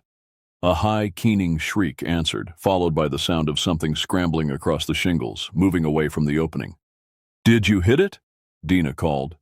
Maybe, I replied, not taking my eyes off the hole. Stay down. The sounds on the roof stopped, replaced by a new noise, a scratching at the shed's single window where we'd placed the plywood. The barrier shook as something pushed against it, testing its strength. I moved to the window, listening intently. The scratching continued, more insistent now. Small chips of wood began to fall as the creature's claws or nails dug into the plywood. It's trying to find a way in, I said, raising my gun again. If it breaks through, aim for the center mass. Dina nodded, her face pale but determined. She had picked up a shovel and held it like a weapon, ready to swing if necessary. The window attack suddenly ceased, followed by a return to the roof, but at a different spot. More thumping, more deliberate blows. Our defenses were being systematically tested, probed for weakness. It's too smart, Dina whispered. It's trying to find the easiest way in. She was right, and the realization sent a chill down my spine. This wasn't the behavior of a predator driven by instinct. This was calculated, strategic. The assault on the roof intensified, focused now on a spot directly above the door, the oldest, weakest part of the structure. Wood splintered and cracked under the relentless attack. It was only a matter of time before the creature broke through. I was about to suggest we move to a more defensible corner when a new sound reached us. The distant thrum of helicopter blades. Help was finally arriving. The creature must have heard it too, because the attack on the roof suddenly stopped. There was a moment of complete silence, then the sound of something heavy landing on the ground outside the shed. I moved to the door, pressing my ear against the wood. Nothing. No movement, no breathing. Not even the rustle of leaves that might indicate the creature was still nearby. "I think it's gone," I said, after a long moment. "Are you sure?" Dina asked, not lowering her shovel. "No," I admitted, "but I think it heard the helicopter and retreated." The sound of the approaching aircraft grew louder, accompanied now by shouts and the beams of powerful flashlights cutting through the darkness outside. Our rescuers had arrived. I waited until I could see the lights clearly through the cracks in the door before attempting to move the barricade. Even then I was cautious, keeping my gun ready as I pushed aside the cabinet and unbolted the latch. The door swung open to reveal a team of forest rangers and state police officers, weapons drawn, powerful flashlights sweeping the area. Behind them, I could see the helicopter landing in a small clearing, its searchlight illuminating a wide swath of forest. "In here," I called. "We've got a man down." They rushed forward, 2 officers taking up defensive positions while others helped with Randy. A paramedic pushed past me, medical bag in hand, and knelt beside my injured supervisor. "What happened?" one of the officers demanded, his flashlight playing over my disheveled appearance and the blood on my uniform. I hesitated, knowing how crazy the truth would sound. "We were attacked," I said finally, "by something not normal. It killed 2 hikers and nearly got Randy." The officer's expression was skeptical, but he nodded. "We found the bodies." "What do you mean, not normal?" I described the creature as best I could. Its appearance, its movements, its unnerving intelligence. As I spoke, I watched the officer's face shift from skepticism to concern to something approaching alarm. "You're saying this thing is still out there?" he asked when I'd finished. "I think so," I replied. "It ran when it heard you coming, but I don't think it went far." He turned to his team. "Secure the perimeter. I want eyes on every approach and nobody goes into those woods alone." The paramedic had stabilized Randy enough to move him. They carefully lifted him onto a stretcher, Dina hovering anxiously nearby. As they carried him toward the helicopter, she turned to me. "Are you coming?" she asked. I looked back at the dark forest beyond the ring of flashlights. Somewhere out there, the creature was watching, waiting. I could feel its attention like a physical weight. "Yeah," I said finally, "I'm coming." As we walked to the helicopter, surrounded by armed officers, I couldn't shake the feeling that this wasn't over. The creature had retreated, but it hadn't been defeated. And something told me it wouldn't be satisfied with just 2 victims. The knowledge sat like ice in my stomach as the helicopter lifted off, carrying us away from Shawnee's dark woods and the pale horror that now called them home. The hospital in Carbondale was a blur of fluorescent lights, squeaking shoes on linoleum, and the antiseptic smell that seems universal to all medical facilities. After we landed, Randy was rushed into surgery while Dina and I were examined in separate rooms. The adrenaline had worn off during the flight, leaving me shaky and nauseated, my body finally processing the horror we'd experienced. A doctor with kind eyes and gray at her temple stitched a gash on my forearm I hadn't even noticed in the chaos. Defensive wounds, she called them. Apparently, I'd been clawed during the confrontation on the ridge without realizing it.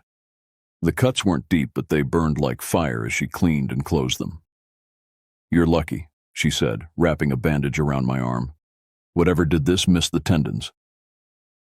I nodded absently, my mind still in those dark woods. "How's Randy?" "Still in surgery. He lost a lot of blood, but he's stable." She paused, studying my face. "And the young woman who came in with you is physically fine, but we've given her something to help her rest. Acute stress reaction." That didn't surprise me. Dina had held it together remarkably well in the forest, but on the helicopter, she'd begun to shake uncontrollably, her sentences fragmenting into half-coherent mumbles. Shock setting in after the danger had passed. "What about you?" the doctor asked. "How are you holding up?"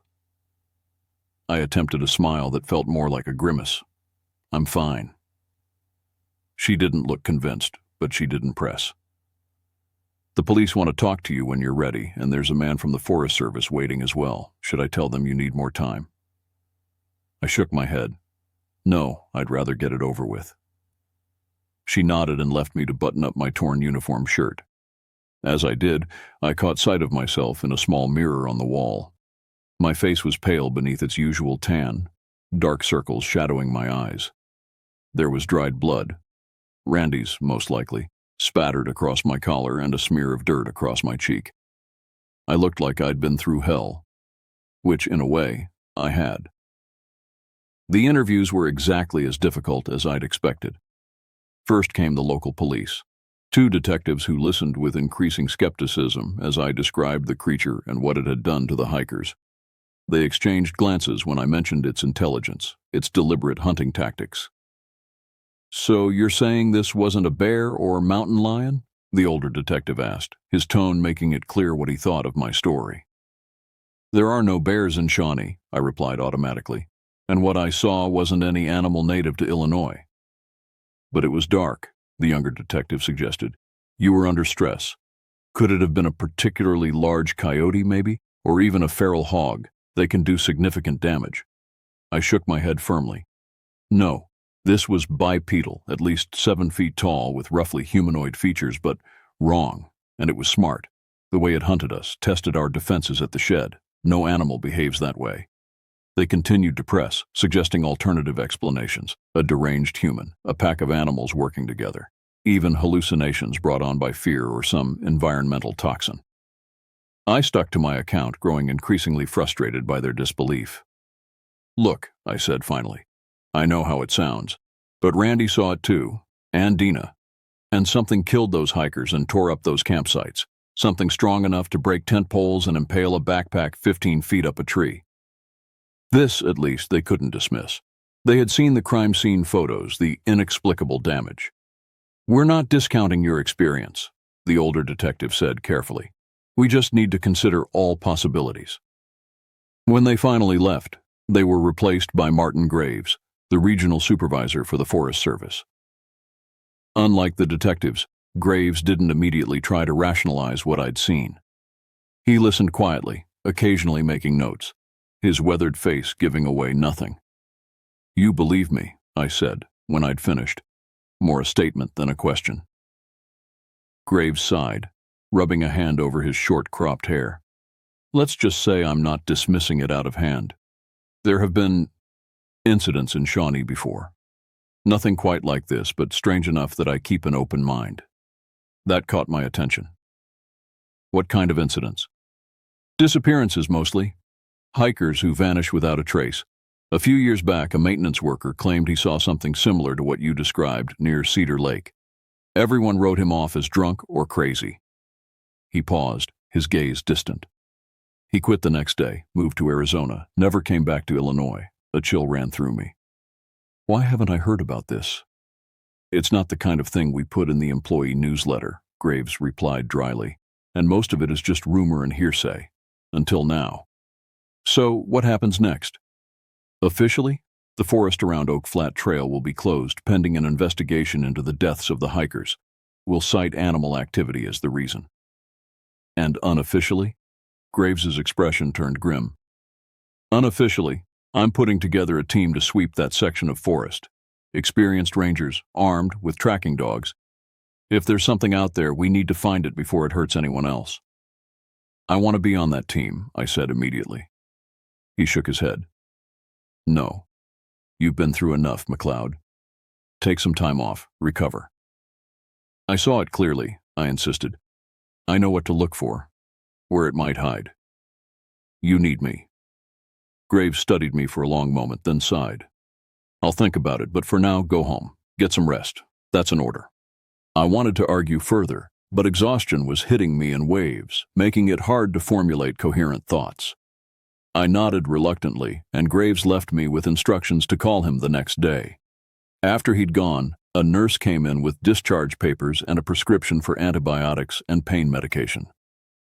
She also brought news that Randy was out of surgery and in stable condition, though he'd remain in the hospital for several days. Dina was being kept overnight for observation, but would likely be released in the morning. "Is there someone who can drive you home?" the nurse asked. "You shouldn't be behind the wheel after what you've been through."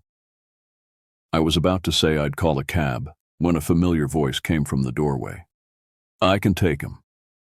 I looked up to see Mark Jenkins, another ranger from our station and probably my closest friend on the force. He was still in uniform, his expression a mixture of concern and relief. "Hey," I said, managing a weak smile. "Didn't expect to see you here." "Heard what happened on the radio," he replied, stepping into the room. "Couldn't just sit at home." The nurse nodded approvingly. "Good. Make sure he takes his medication and gets some rest." After she left, Mark helped me gather my things, my torn, blood-stained uniform, my wallet and keys, the paperwork for follow-up appointments. Neither of us spoke much until we were in his truck, driving through Carbondale's quiet streets toward Marion. "So," he said finally, "want to tell me what really happened out there?" I looked over at him, surprised. "You've heard the official version?"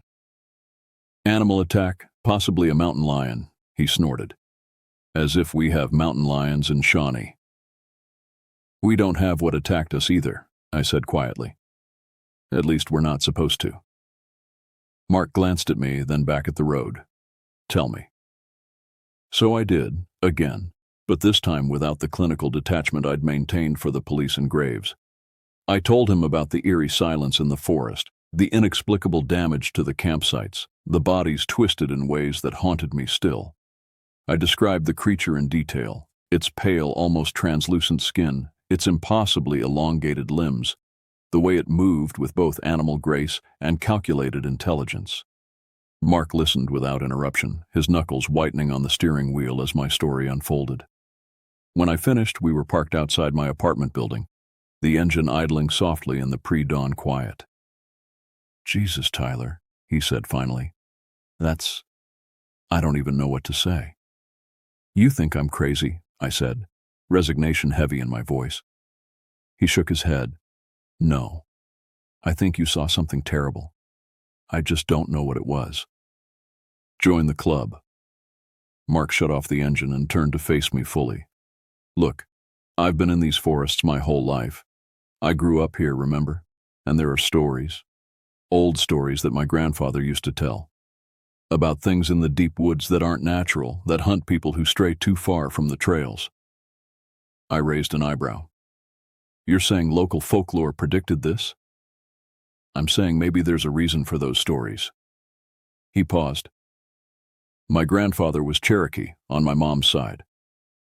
He used to talk about spirits, creatures that existed between our world and something else. Things that feed on fear as much as flesh.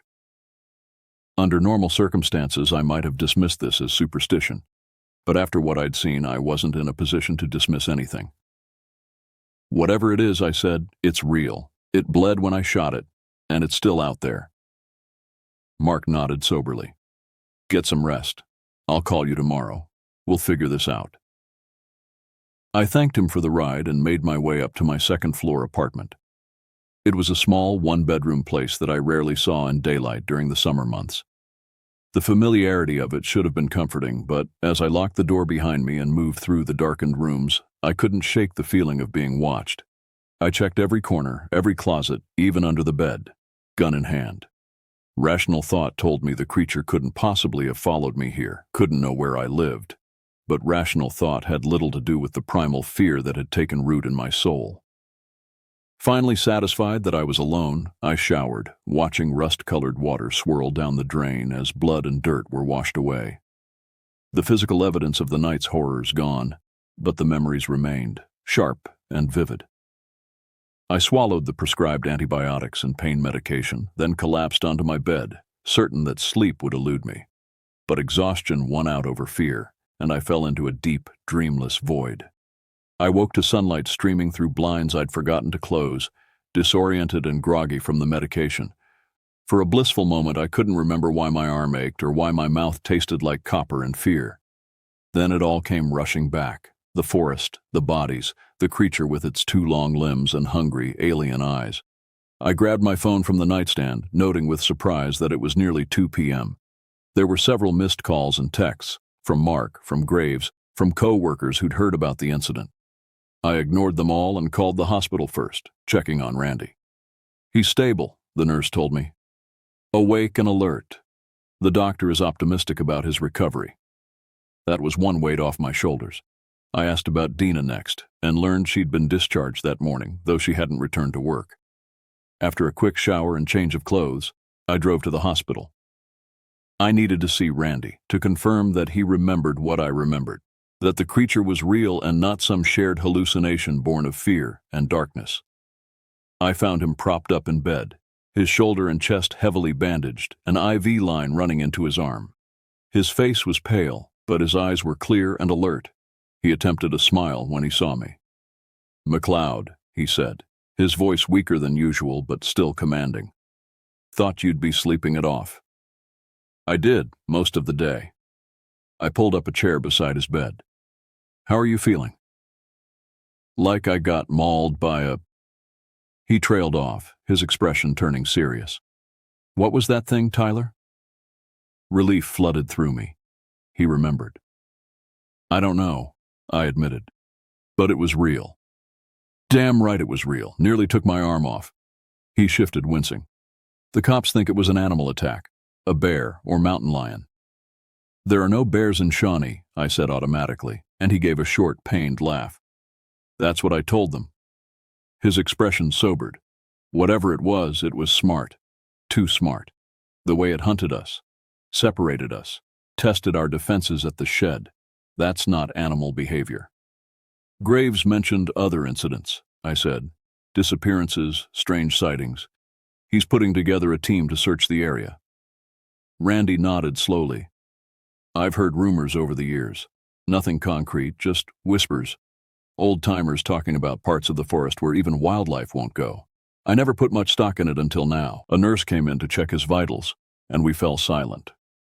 When she left, Randy continued in a lower voice. "They're releasing me in a few days. When they do, I want in on that search." "You'll barely be able to move your arm," I pointed out. "Don't need my arm to coordinate from base camp," he countered. "I've got 20 years' experience in that forest. They need me." I couldn't argue with that. Randy knew Shawnee better than almost anyone. "Graves wants me to take time off," I told him. "But I've been pushing to join the search team." "Good. You've seen it up close. You know what to look for." He paused, his gaze distant. "And it knows you now. It might come for you specifically."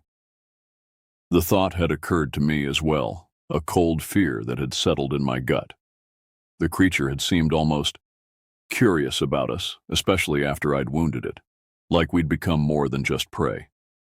"Have you talked to Dina?" Randy asked, changing the subject. I shook my head. "Not yet. I'll try to reach her today." "Do that. She held up pretty well out there, but this kind of thing—" He didn't need to finish. We both knew that what we'd experienced could break even the strongest person. After promising to keep him updated, I left Randy to rest and headed to the Forest Service regional office. Despite Graves' order to take time off, I couldn't sit at home while that thing was still out there. I needed to be involved to help track it down before it killed again. The office was a hive of activity when I arrived. Rangers from across the region had been called in, along with state wildlife officials and representatives from the Department of Natural Resources. Maps of Shawnee were spread across tables, with the Oak Flat Trail area circled in red. Graves spotted me from across the room and frowned. "McLeod, I told you to rest." "I rested," I replied, "and now I'm here to help." He looked like he wanted to argue, but instead sighed heavily. "Fine, but you're not going into the field, not yet. You can help with the planning. Share what you know about the area and what you saw. It wasn't what I wanted, but it was better than nothing." I spent the next few hours going over maps with the search team leaders, marking the locations of the campsites, the ridge where we'd first encountered the creature, the maintenance shed where we'd taken refuge. I described in detail what I'd seen, the creature's appearance, its movements, its tactics. Some of the wildlife officials exchanged skeptical glances, and I caught whispered comments about stress-induced hallucinations and mass hysteria. But the rangers who knew me, who'd worked with me for years, listened with grim attention. They might not understand what we'd encountered, but they respected me enough to take my account seriously. As evening approached, the team finalized their plans. They would enter the forest at dawn, moving in coordinated groups of 4, each team with at least 2 armed members. They would sweep the area around Oak Flat Trail, focusing on the locations I'd identified, looking for any sign of the creature or its den, if such a thing existed. We should check caves, rock formations, anywhere that might provide shelter, I suggested, and water sources. Every living thing needs water. Graves nodded. Good point. We'll prioritize those areas. As the meeting broke up, I approached him. I want to go with them tomorrow. He studied me for a long moment. Are you sure you're ready for that? No, I admitted, but I need to do this, and they need someone who's seen it, who knows what to look for. After a pause, he nodded. All right. You'll go with Team 3, led by Jenkins, but you follow his orders, understood? No heroics. I agreed readily, relieved to be included. Mark caught my eye from across the room and gave a slight nod. He'd been expecting this, maybe even arranged it. As I left the office, the sun was setting, painting the sky in shades of orange and purple that would have been beautiful under any other circumstances. I tried calling Dina again, but got her voicemail. Concerned, I decided to stop by her apartment on my way home. She lived in a small complex near the SIU campus, populated mainly by students and young professionals. I'd been there once before, for a staff barbecue she'd hosted shortly after joining our team. It felt like a lifetime ago now. I knocked on her door, waited, then knocked again more firmly. Just as I was about to give up, I heard movement inside, and the door opened a crack, the security chain still in place. Dina peered out, her eyes red-rimmed and wary. When she recognized me, her expression shifted to something between relief and anxiety. "Tyler," she said, her voice hoarse. "What are you doing here?" "Checking on you," I replied. "You haven't been answering your phone." She glanced down as if just remembering she owned a phone. "Sorry, I needed some quiet. Can I come in, just for a minute?" She hesitated, then closed the door to remove the chain before opening it fully. Her apartment was dim, the blinds drawn against the evening light. Dishes were piled in the sink and a blanket was crumpled on the couch, suggesting she'd been sleeping there rather than in her bedroom. "How are you holding up?" I asked, though the answer was written all over her pale, drawn face. "I don't know," she admitted, sinking onto the couch. "I keep seeing it every time I close my eyes. That thing. And those poor students." She shuddered. I sat beside her, careful to give her space. "I know. Me too." "The police think it was an animal," she said, a bitter edge to her voice. "A mountain lion or something. They basically patted me on the head and told me I was confused because of the stress. They did the same to me," I told her. "But we know what we saw." She looked at me directly for the first time since I'd arrived. "What was it, Tyler? Really?" I shook my head. "I don't know. Nothing I've ever seen or heard of before. But the Forest Service is taking it seriously. They're organizing a search team to go in tomorrow, to find it before it hurts anyone else." "Are you going?" she asked, her voice tight. "Yes," I said simply. She nodded, looking down at her hands. "I should be relieved that someone believes us, that they're doing something. But I'm just terrified. For you, for those searchers. That thing—" She trailed off, her shoulders beginning to shake.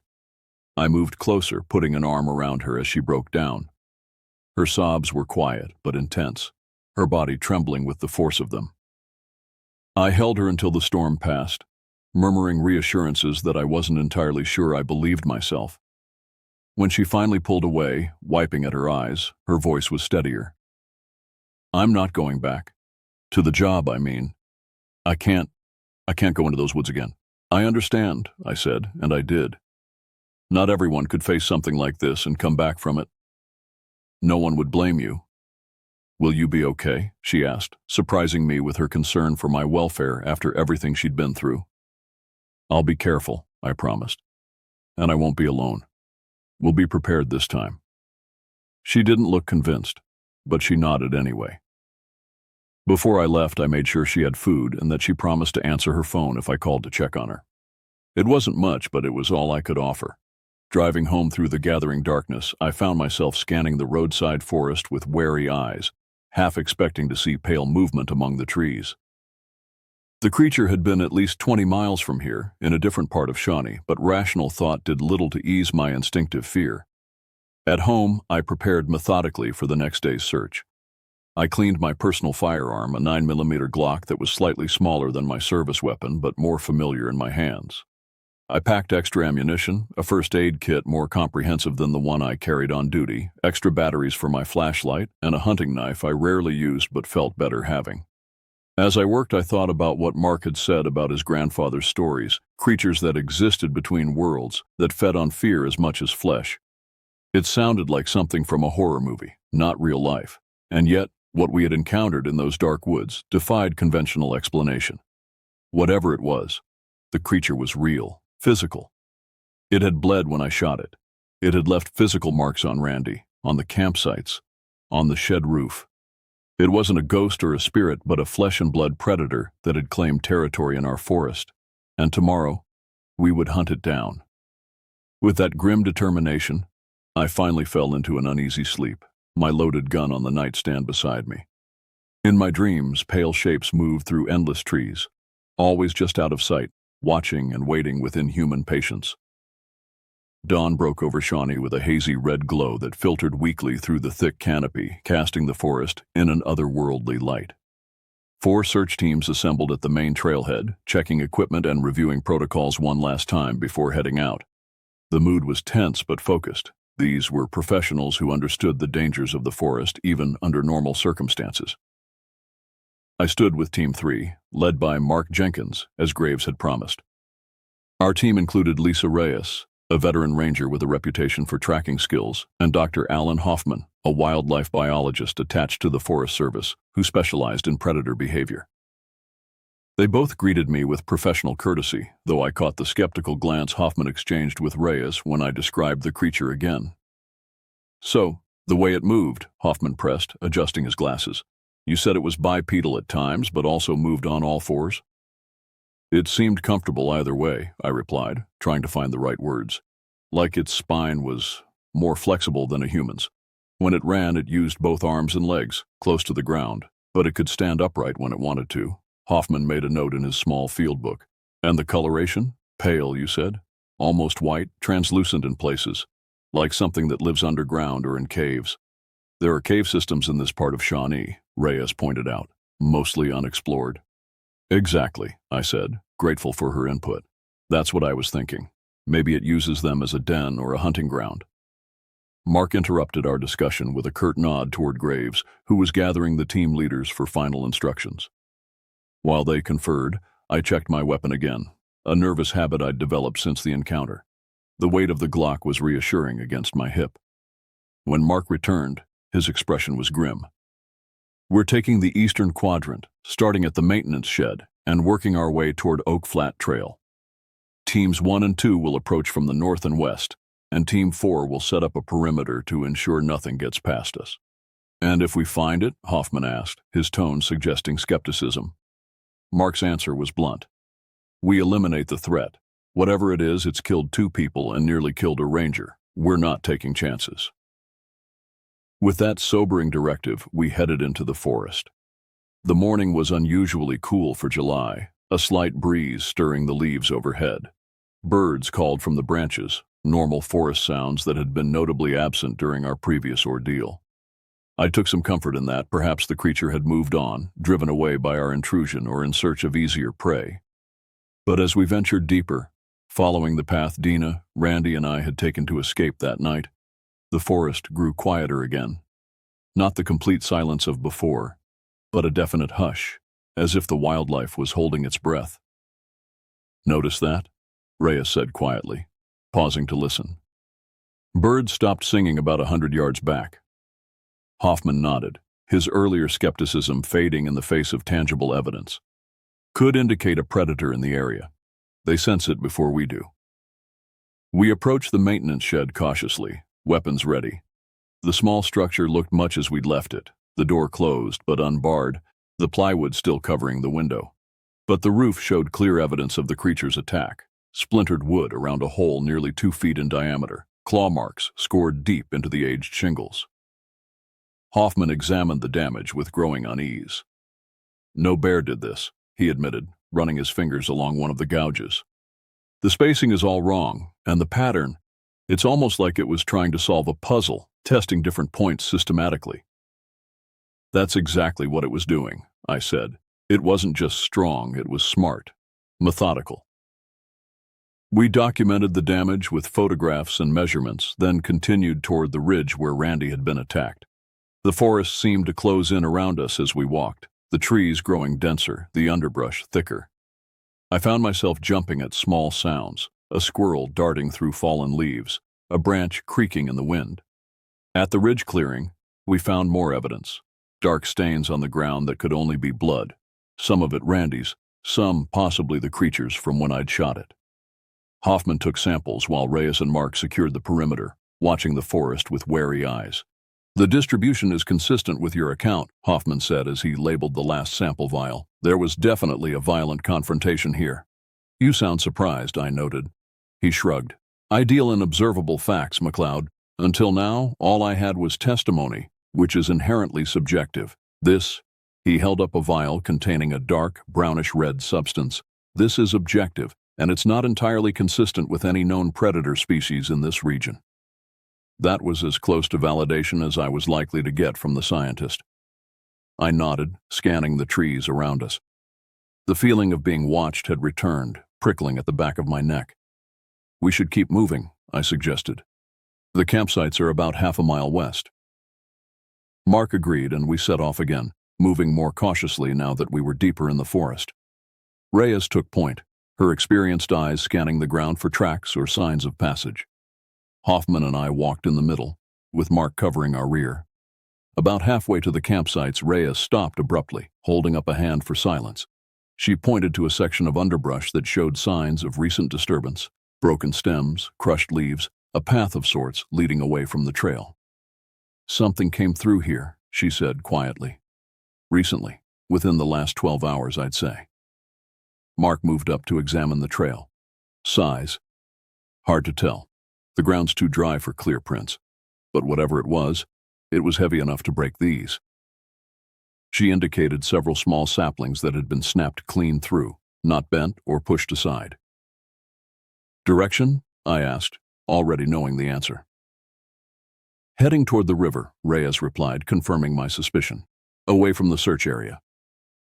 Mark radioed the information to the other teams, requesting that Team 4 extend their perimeter closer to the river. Then he made a decision that sent a chill through me. We're going to follow it, he said. McLeod, you stick close to me. Reyes on point, Hoffman behind us. I wanted to object. Following the creature into unfamiliar terrain seemed like a recipe for disaster, but I understood the logic. If it was moving away from the main search area, we might lose our best chance to track it, to end this threat once and for all. The trail was difficult to follow at first, with only occasional signs of passage, a broken branch here, disturbed leaves there. But as we continued, the signs became more pronounced. Whatever had come this way hadn't been concerned about concealing its trail. It's moving fast, Reyes observed, not stopping to hunt or rest. Fleeing, Hoffman suggested, or leading us somewhere, I countered, the uneasiness in my gut intensifying. Mark considered both possibilities. Either way, we proceed with extreme caution. Weapons ready, stay in formation. The forest grew denser as we approached the river, the underbrush giving way to larger trees with less ground cover. The trail became harder to follow, but Reyes was relentless, picking up signs that the rest of us would have missed entirely. Then, abruptly, she stopped again, crouching to examine something on the ground. When she looked up, her expression was troubled. Blood, she said simply. and more here." She moved a few feet and pointed to another dark stain. "It's wounded, bleeding as it moves." I remembered the shot I'd fired at the shed, the shriek of pain that had followed. "I hit it," I said. "That night at the shed. I didn't think it was a serious wound, but maybe—" "Or it's injured from something else," Mark suggested pragmatically. "Either way, a wounded predator is more dangerous, not less. It might be desperate." We continued following the blood trail, which became more frequent as we progressed. The creature was definitely bleeding, leaving droplets and smears on leaves, rocks, and tree trunks. But instead of slowing or showing signs of weakening, it seemed to be moving with purpose, heading directly toward the river. The sound of rushing water reached us before we could see it. The Lusk Creek, swollen from recent rains despite the summer heat. We approached cautiously, the thick vegetation giving way to a rocky embankment that sloped down to the water's edge. The blood trail led straight to the river, then vanished. "It crossed," Reyes said, studying the disturbed mud at the water's edge. "Recently enough that the marks haven't been washed away completely." Mark radioed our position and findings to Graves and the other teams.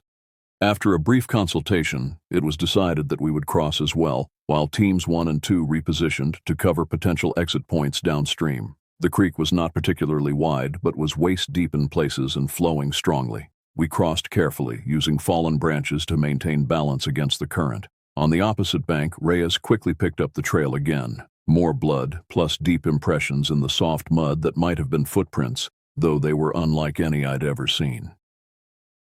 "These aren't human," Hoffman said, crouching to examine one of the clearer marks.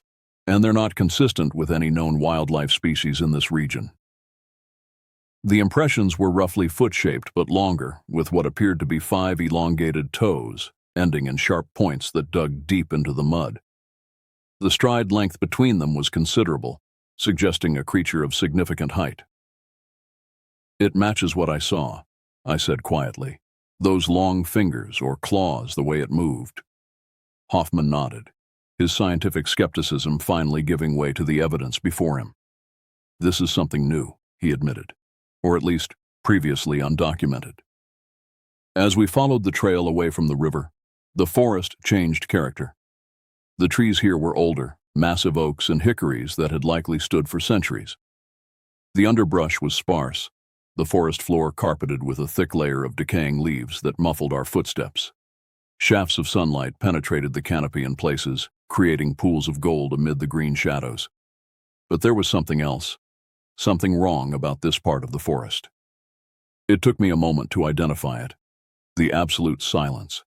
No birds, no insects, not even the rustle of small animals in the underbrush. Just the whisper of our own breathing and the occasional creak of ancient branches far above. "Listen," I said, stopping. The others paused, looking at me quizzically before understanding dawned on their faces. "Nothing," Reyes whispered, "like before." Mark checked his weapon, a subtle movement that we all mimicked. The silence was unnerving, a warning as clear as any shouted alarm. Whatever had killed the hikers, whatever had attacked us at the ridge, its presence was strong enough to drive away all other life from its territory. We continued more slowly now, alert to every shadow, every movement. The blood trail was becoming fainter, either because the creature's wound was clotting or because it was being more careful not to leave signs. But the strange footprints remained visible in patches of softer ground, leading us deeper into the ancient forest. After about a mile, the terrain began to change again. The ground rose gradually, becoming rockier, with limestone outcroppings pushing through the soil like the bones of the earth itself. The trees thinned somewhat, allowing more light to reach the forest floor. "We're approaching Jackson Falls," Mark said, consulting his GPS. "Lots of caves and rock formations in this area." "Perfect place for a den," Reyes added. The blood trail had all but disappeared, but the footprints remained intermittently visible, leading us toward a particularly large limestone bluff that rose like a wall ahead of us. As we drew closer, I noticed a dark opening at its base. Not quite a cave, but a deep recess in the rock face, shadowed and uninviting. "There," I said, pointing. "The tracks lead straight to it." Mark signaled for us to take cover behind trees and rocks while he radioed our position to the other teams. After a brief consultation, it was decided that we would maintain our position and wait for teams 1 and 2 to converge on our location before approaching the potential den. We settled in to wait, weapons ready, eyes fixed on the dark opening. Minutes stretched into an hour with no movement, no sound except the occasional rustle of leaves in the gentle breeze. "Maybe it's not in there," Hoffman suggested quietly. "Or maybe there's another exit we don't know about." "Or maybe it's waiting for us to get impatient and make a mistake," Reyes countered. I was inclined to agree with her. The creature had demonstrated tactical intelligence before. It would be foolish to underestimate it now. When teams 1 and 2 finally arrived, we established a perimeter around the bluff, with clear lines of fire covering the cave entrance and potential escape routes. Graves had sent additional equipment with them: powerful flashlights, thermal imaging cameras, and even a drone for aerial reconnaissance. The plan was simple but thorough. We would approach the cave in a coordinated manner, using the thermal cameras to detect any heat signatures inside before risking direct entry. If the creature was detected, we would attempt to drive it out into the open, where it could be safely neutralized. I was assigned to Team 1 for the approach, my familiarity with the creature deemed valuable despite my relatively junior status. We moved forward slowly in a tight formation that provided overlapping fields of fire. My heart hammered in my chest, sweat slicking my palms despite the mild temperature. 20 yards from the cave entrance, the team leader signaled a halt. A ranger with a thermal camera scanned the opening, his expression tense with concentration. After a moment, he shook his head. No heat signatures detected. We moved closer, 10 yards now, every sense straining for any sign of danger. The cave mouth yawned before us, a pool of absolute darkness that seemed to swallow the beams of our flashlights. The air coming from it was cool and carried a faint, musty odor that reminded me of wet stone and something else, something organic and unpleasant. At 5 yards, we stopped again, and the thermal camera was deployed once more. This time the operator frowned, adjusting settings before looking up with a puzzled expression. "I'm getting something," he said quietly, "but it's faint, barely above ambient temperature. Whatever it is, it's not giving off much heat." "Location?" the team leader asked. "Deep inside, maybe 30 feet from the entrance. Stationary." A cold knot formed in my stomach. The creature's skin had been cool to the touch when it attacked Randy, almost as if it were cold-blooded. If it was resting or injured, its body temperature might drop even further, making it difficult to detect with thermal imaging. "It's in there," I said with certainty, "but it might not register normally on the camera." The team leader considered this, then made his decision. "We go in, but carefully. Formation Delta, 2-yard spacing. McCarthy, you're on point with the camera. McLeod, stay in the middle where you can advise if you spot anything familiar." We repositioned accordingly, flashlights illuminating the darkness ahead as we entered the cave. The temperature dropped noticeably as we moved deeper, the musty odor growing stronger. The cave was larger than it had appeared from outside, the ceiling rising to about 10 feet, the walls wet with seeping groundwater. Our lights played across the limestone surfaces, revealing ancient stalactites and stalagmites that created an almost otherworldly landscape. The floor was uneven, littered with rocks and debris that had fallen from above over countless years. About 20 feet in, McCarthy signaled another halt. "Heat signature stronger now," he whispered. "Still faint, but definitely there. 10 yards ahead, slightly to the right." I peered into the darkness, trying to penetrate the shadows beyond our light beams. For a moment I saw nothing. Then, a slight movement caught my eye. Not in the direction McCarthy had indicated, but higher up, clinging to the ceiling like some monstrous spider. "Above!" I shouted, raising my weapon. 6 flashlight beams swung upward simultaneously, illuminating a nightmare.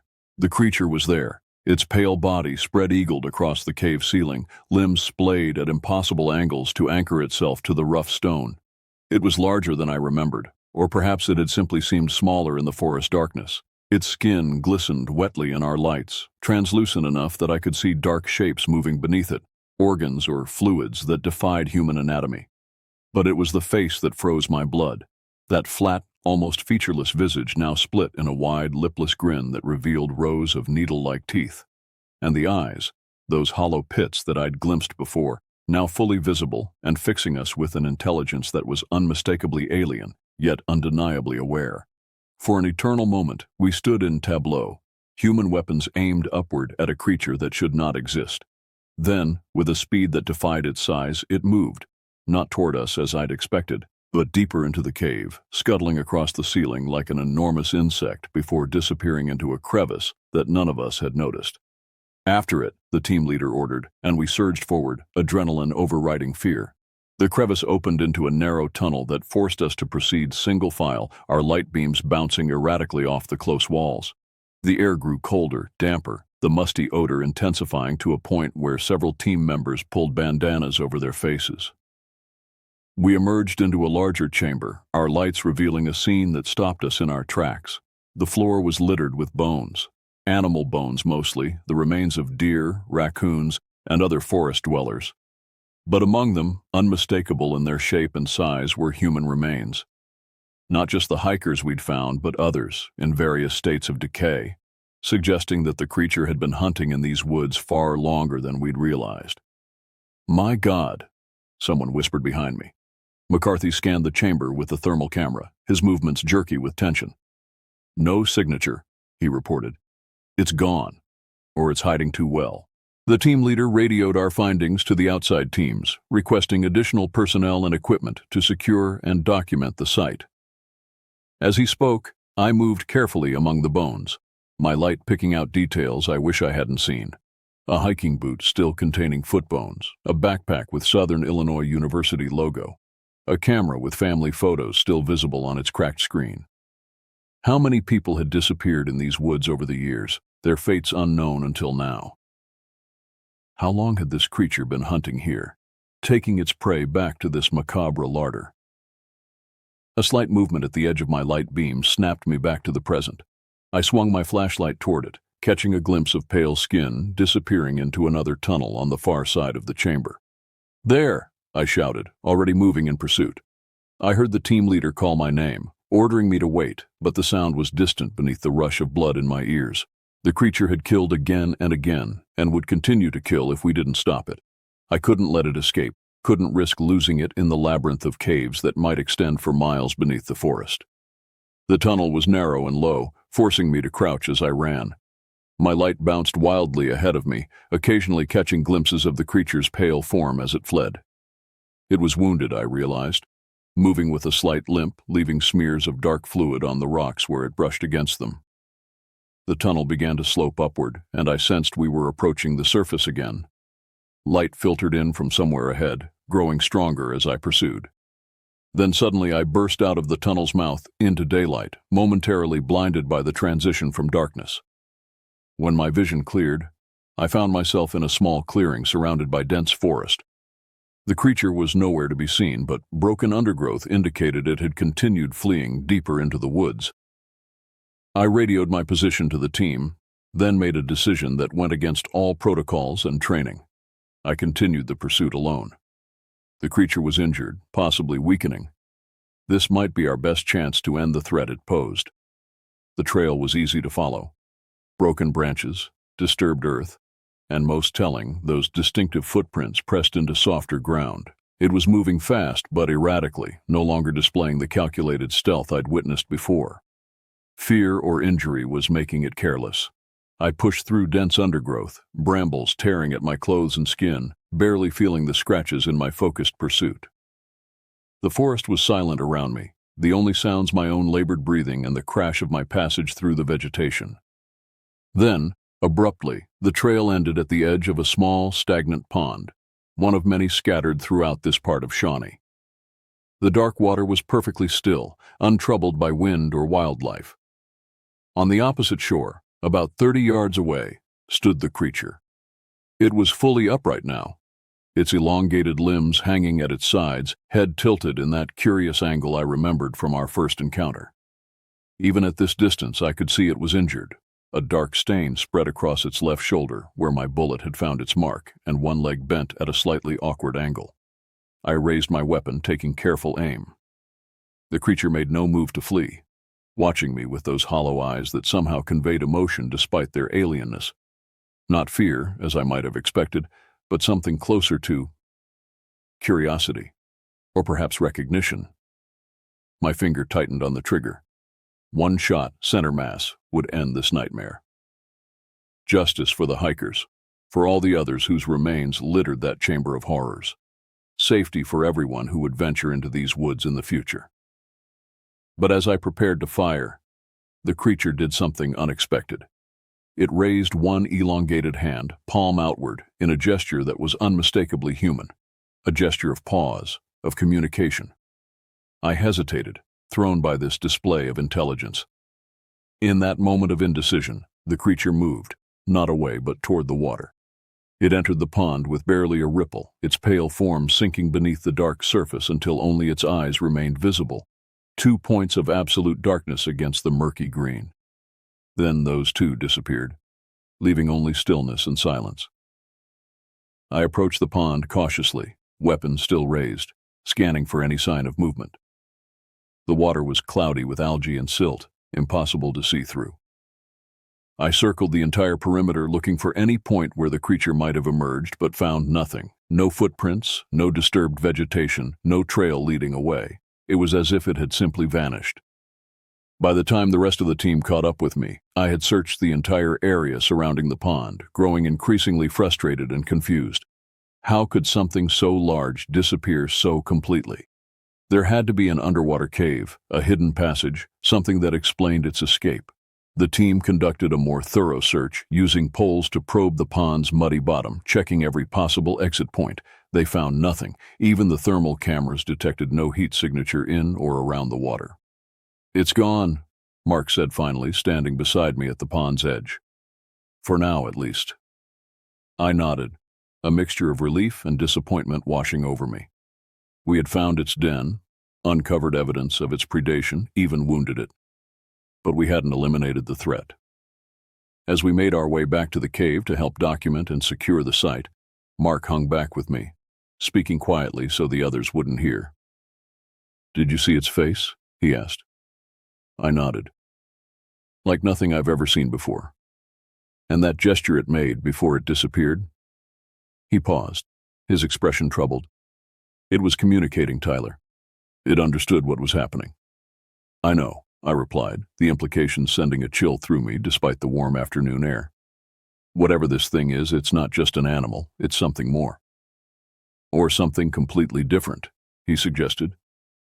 "Something we don't have a category for yet." We walked in silence for a while, both lost in our own thoughts. The forest around us was beginning to come alive again. Birdsong returning hesitantly, small creatures rustling in the undergrowth. The oppressive silence that had marked the creature's presence was lifting, a tacit confirmation that it had indeed left the area. But for how long? The question haunted me as we rejoined the larger team at the cave. The site had been transformed into a formal investigation scene, with evidence technicians photographing and cataloging the remains, wildlife officials taking samples from the cave walls and floor, and armed rangers maintaining a vigilant perimeter. Graves was there, his weathered face grave as he supervised the operation. He nodded when he saw me, a silent acknowledgement of what we'd discovered. Later, as the day waned and preparations were made to transport the remains back to civilization, he pulled me aside. "You were right," he said simply, "about all of it. We've recovered remains from at least 7 individuals, spanning what appears to be several years." The number hit me like a physical blow. 7 people, possibly more, all taken by this creature without anyone connecting the disappearances or realizing the pattern. "What happens now?" I asked. Graves sighed, running a hand through his short-cropped hair. "Now we have a decision to make. How much of this goes public, and in what form?" I understood the dilemma. The truth, a previously unknown predator with near-human intelligence hunting in a popular national forest, would cause panic, possibly even hysteria. But hiding the truth meant risking more lives. "People need to know there's a danger," I said firmly. "Maybe not all the details, but enough to keep them safe." "Agreed," Graves replied. "We'll issue a warning about an unidentified predator, close this section of the forest until further notice, and increase ranger patrols throughout Shawnee." It was a reasonable compromise, I thought, enough to protect the public without causing unnecessary fear. As the sun began to set, casting long shadows through the ancient trees, the teams prepared to leave the forest. The remains had been carefully removed, evidence collected, and a monitoring station set up near the cave to alert us if the creature returned. I took one last look at the dark opening in the limestone bluff, wondering if we'd ever truly understand what had made its home there, what had hunted these woods with such calculated precision. Part of me hoped we wouldn't, that the creature would disappear for good, becoming nothing more than a dark legend whispered among rangers and locals. But another part, the part that had seen its eyes and recognized the intelligence there, knew better. It had survived. It was injured, but not defeated. And it had shown a capacity for adaptation that was truly frightening. It would return, and when it did, I would be waiting. 6 weeks passed. Summer gave way to early autumn, the forest's green canopy beginning to show hints of gold and crimson. The oppressive July heat broke, replaced by crisp mornings and pleasant afternoons that drew tourists to Shawnee in droves, despite the warnings and restrictions still in place around Oak Flat Trail and Jackson Falls. I returned to normal duty after a mandatory 2-week leave and several sessions with a department psychologist who listened to my account with professional neutrality, neither believing nor disbelieving, simply noting my responses and assessing my fitness for duty. In the end, she cleared me to return to work, though she recommended I avoid solo patrols in the restricted areas for the time being. Randy recovered more slowly, his injuries requiring multiple surgeries and extensive physical therapy. The deep lacerations had damaged tendons and muscle, leaving his right arm significantly weaker than before. But his spirit remained unbroken, and by late August, he was back at the station in a limited capacity, handling paperwork and coordination while continuing his rehabilitation. Dina never returned. She resigned officially in early August, citing personal reasons. I heard through the grapevine that she'd moved back to Chicago, as far from Shawnee's shadowed trails as she could reasonably get while remaining in Illinois. I couldn't blame her. Life at the ranger station settled into a new normal. We had a replacement for Dina, a transfer from Crab Orchard named Michael Delgado, mid-30s, experienced, with a quiet competence that helped fill the gap left by Randy's reduced physical capacity. He'd heard rumors about what happened, of course, everyone in the region's Forest Service had, but he never asked me directly, and I never volunteered the information. The official story that emerged was carefully crafted. A previously undocumented predator species had been discovered in a remote section of Shawnee, responsible for several missing hikers over the years. The forest remained open, but certain areas were restricted while wildlife management protocols were implemented. Visitors were advised to stay on marked trails, travel in groups, and report any unusual sightings immediately. Most accepted this explanation without question. A few conspiracy theorists speculated online about government cover-ups and genetically engineered monsters, but their voices were lost in the general noise of the internet. The national media briefly picked up the story, focusing on the discovery of the missing hikers rather than the nature of what had killed them before moving on to more pressing news. And throughout it all, there were no new sightings, no evidence that the creature had returned to its hunting grounds. The monitoring equipment at the cave remained silent, the motion sensors placed at strategic locations throughout the restricted area triggered only by deer, raccoons, and other ordinary forest wildlife. Maybe it had died of its wounds, I thought sometimes. Or maybe it had simply moved on, finding new territory where it wouldn't be hunted. Either possibility should have brought relief, but instead, I found myself increasingly restless, scanning the forest with wary eyes whenever I patrolled, jumping at shadows and sounds that would have seemed innocuous before. It didn't help that I was still having nightmares, vivid dreams of pale limbs and hollow eyes, of being pursued through endless trees by something I couldn't quite see. I'd wake gasping, sheets soaked with sweat, reaching instinctively for the gun I now kept under my pillow, rather than in the nightstand drawer. On a cool September morning, I arrived at the station to find Randy already at his desk, reviewing overnight reports with a cup of coffee that steamed in the early chill. He looked up as I entered, nodding in greeting. "McLeod," he said, pushing a folder across the desk. "Got something you should see." I hung my jacket on the rack by the door and moved to take the folder, curious. Inside was a single-page report filed by a maintenance worker who'd been clearing fallen branches from a trail near Bellsmith Springs, about 10 miles from the restricted area. The worker reported finding unusual tracks in a muddy section of the trail. Not like any animal I've seen before, he wrote. Long, with 5 finger-like marks at one end, made the hair on my neck stand up. I felt a cold weight settle in my stomach as I read. When was this? Yesterday afternoon, Randy replied, watching my reaction carefully. I've already sent Mark to check it out, but I thought you'd want to know. I nodded, grateful for his discretion. We'd developed an unspoken agreement in the weeks since the incident. He would keep me informed of anything that might be related to the creature, and in return, I wouldn't do anything stupid like go looking for it alone. Could be nothing, I said, trying to sound casual. Deer tracks distorted by rain or kids playing pranks. Randy's expression remained serious. Could be, he agreed. But Bell Smith has those cave systems too, connecting to underground streams. If it survived and needed a new den, he didn't need to finish the thought. Bell Smith Springs was one of the most popular recreation areas in Shawnee, especially in autumn when the changing leaves drew photographers and hikers from across the Midwest. If the creature had relocated there, the potential for another attack was significant. What does Graves say? I asked, returning the folder to the desk. He's taking it seriously. Doubled the patrols in that area, put motion sensors on the main trail junctions. But he can't close Bell Smith without more evidence. Not during peak season, not without causing panic. I understood the dilemma. The Forest Service was walking a fine line between public safety and public relations. Without concrete evidence that the creature had relocated to Bell Smith, closing the area would raise questions they weren't prepared to answer. I'd like to see those tracks myself, I said. Randy nodded as if he'd been expecting this. I figured, take Delgado with you. He should get up to speed on this anyway, and I don't want anyone out there alone. I agreed, though the thought of explaining what we were really looking for to the new ranger made me uneasy. How much did he know? How much should he know? Michael was outside, checking the oil in one of the service trucks when I approached him. He straightened up when he saw me, wiping his hands on a rag.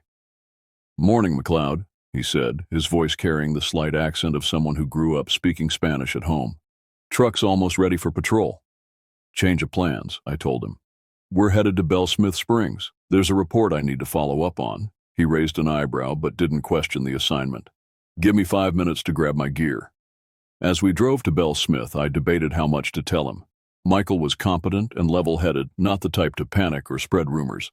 But the full truth about what we'd encountered at Oak Flat Trail was so fantastic, so outside normal experience, that sharing it risked my credibility with a new colleague. In the end, I opted for a partial truth. "We're looking for tracks," I said, as we turned onto the gravel road that led to Bell Smith. "Possibly from the same predator species that was identified in the restricted area." Michael glanced at me, then back at the road.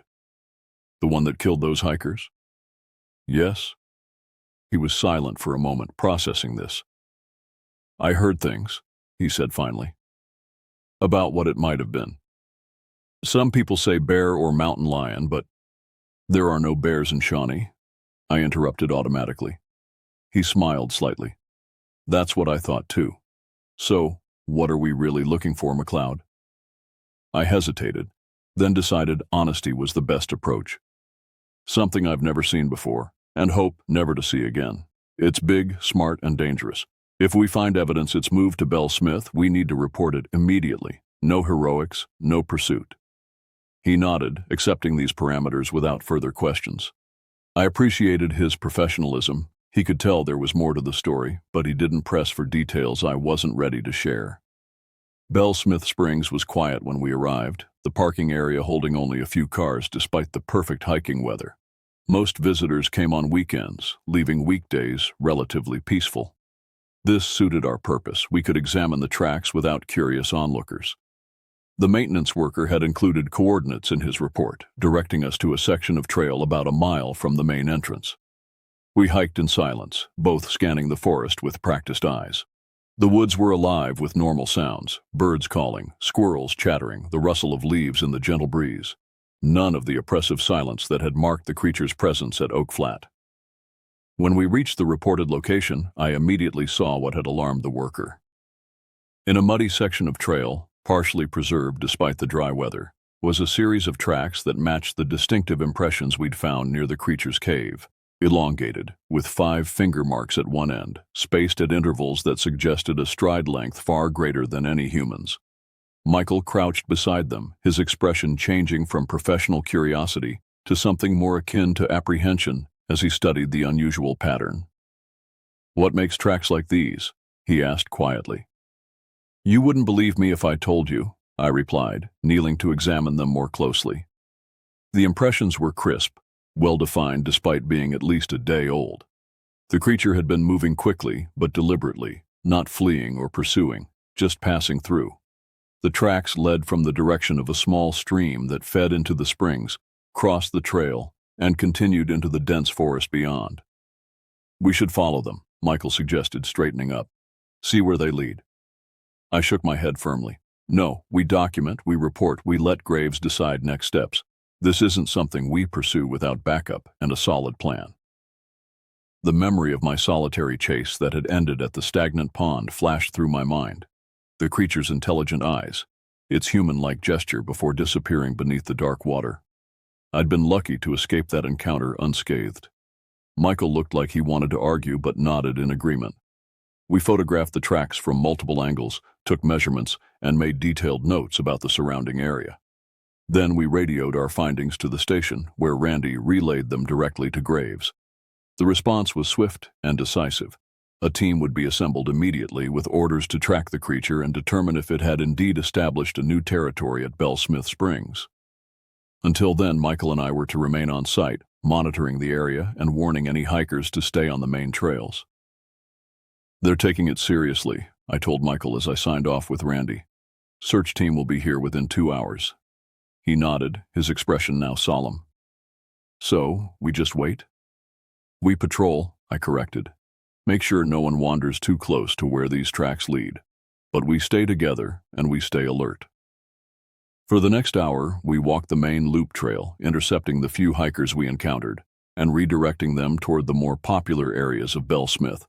Most accepted our vague explanations about wildlife management activities without question, though a few seemed disappointed at having their exploration curtailed. As we completed our second circuit, I noticed a change in the forest atmosphere. The birds had gone quiet, their cheerful calls replaced by an uneasy silence that spread like a stain through the woods. A chill that had nothing to do with the autumn air crept up my spine. "Do you hear that?" I asked Michael, stopping in the middle of the trail. He paused, head cocked slightly. "Hear what?" "Exactly," I replied. "Nothing." Understanding dawned on his face, followed by a wariness I recognized all too well. His hand moved instinctively to the sidearm at his hip. "It's here," I said quietly. "Close." Michael's eyes scanned the surrounding forest. "What do we do?" "We get to open ground," I decided. "The main spring area has less cover, better visibility." We moved quickly but cautiously, alert to every shadow, every subtle movement among the trees. The silence deepened as we walked, pressing against us like a physical force. Even our footsteps seemed muted, absorbed by the watching forest. The main spring area of Bellsmith was a natural amphitheater of stone, where clear water bubbled from underground sources to form a series of shallow pools before flowing downhill into the creek. Massive sandstone formations rose on either side, limiting approach routes and providing good visibility in most directions. We positioned ourselves with our backs to a large boulder, scanning the tree line. I radioed Randy again, updating him on the situation and requesting that the search team approach with extreme caution. "They're 20 minutes out," he replied, concern evident in his voice. "Can you hold position safely until then?" "I think so," I said, though I was far from certain.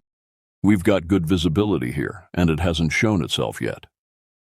"Be careful, McLeod," Randy said simply before signing off. The minutes crawled by, each second stretching into what felt like hours. The silence remained absolute, broken only by the gentle gurgle of the spring behind us and our own measured breathing. Michael remained remarkably composed, though I could see tension in the set of his shoulders, the way his eyes constantly swept the forest edge. "Will I know it when I see it?" he asked quietly. "Trust me," I replied. "There's no mistaking it for anything natural." Another 5 minutes passed. Then, almost imperceptibly, I began to hear sounds returning to the forest. A hesitant birdsong here, the rustle of a squirrel there. The oppressive silence was lifting, receding like a tide. It's moving away, I realized aloud. The wildlife is coming back. Michael frowned. Is that good or bad? I'm not sure, I admitted. It could mean it's not hunting, just passing through. Or it could mean... A scream cut through the forest, distant but unmistakable. A woman's voice, high with terror, coming from somewhere near the Devil's Backbone Trail, about half a mile from our position. We moved instantly, all caution forgotten in the face of immediate danger. Racing down the path toward the source of the scream, we drew our weapons, prepared for the worst. The Devil's Backbone was a series of massive sandstone formations that jutted from the earth like the vertebrae of some ancient beast, creating narrow passages and small caves among the rocks. It was a popular spot for photographers and climbers, despite occasional warnings about the dangers of the steep drops and unstable footing.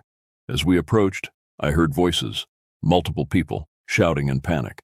Rounding a bend in the trail, we encountered a group of 4 hikers, 2 men and 2 women, backing away from something hidden behind a large outcropping. "It took him," one of the women cried when she saw us, her face pale with shock. "It just grabbed Mike and dragged him in there." I moved past them, gesturing for Michael to stay with the group. "How many in your party?" I asked quickly. 5, one of the men answered, his voice shaking. "We were taking pictures by the rocks when this thing came out of nowhere. It grabbed Mike by the leg and pulled him into that crevice before we could do anything." The crevice they indicated was a narrow gap between 2 massive sandstone slabs, barely wide enough for a person to squeeze through. Dark and uninviting, it appeared to lead deeper into the rock formation. "Did you see what it looked like?" I asked, already knowing the answer. The woman who had screamed nodded, tears streaming down her face. Tall, thin, pale, like nothing I've ever seen. It moved so fast, and it was so strong. "Michael," I called, making a decision. "Get these people back to the parking area and call for immediate backup. Tell them we have a confirmed attack and 1 missing hiker." "What about you?" he asked, clearly reluctant to leave me alone. "I'm going to see if I can locate the victim," I replied, checking my weapon. "But I'm not engaging, just reconnaissance until help arrives." He looked like he wanted to argue, but nodded, understanding the urgency of getting the witnesses to safety. "Be careful," he said simply, before ushering the shaken hikers back down the trail. Once they were gone, I approached the crevice cautiously, listening for any sound that might indicate the victim was still alive. Hearing nothing, I shone my flashlight into the gap, revealing a narrow passage that descended at a steep angle before turning out of sight. The rational part of my mind screamed that entering alone was suicide.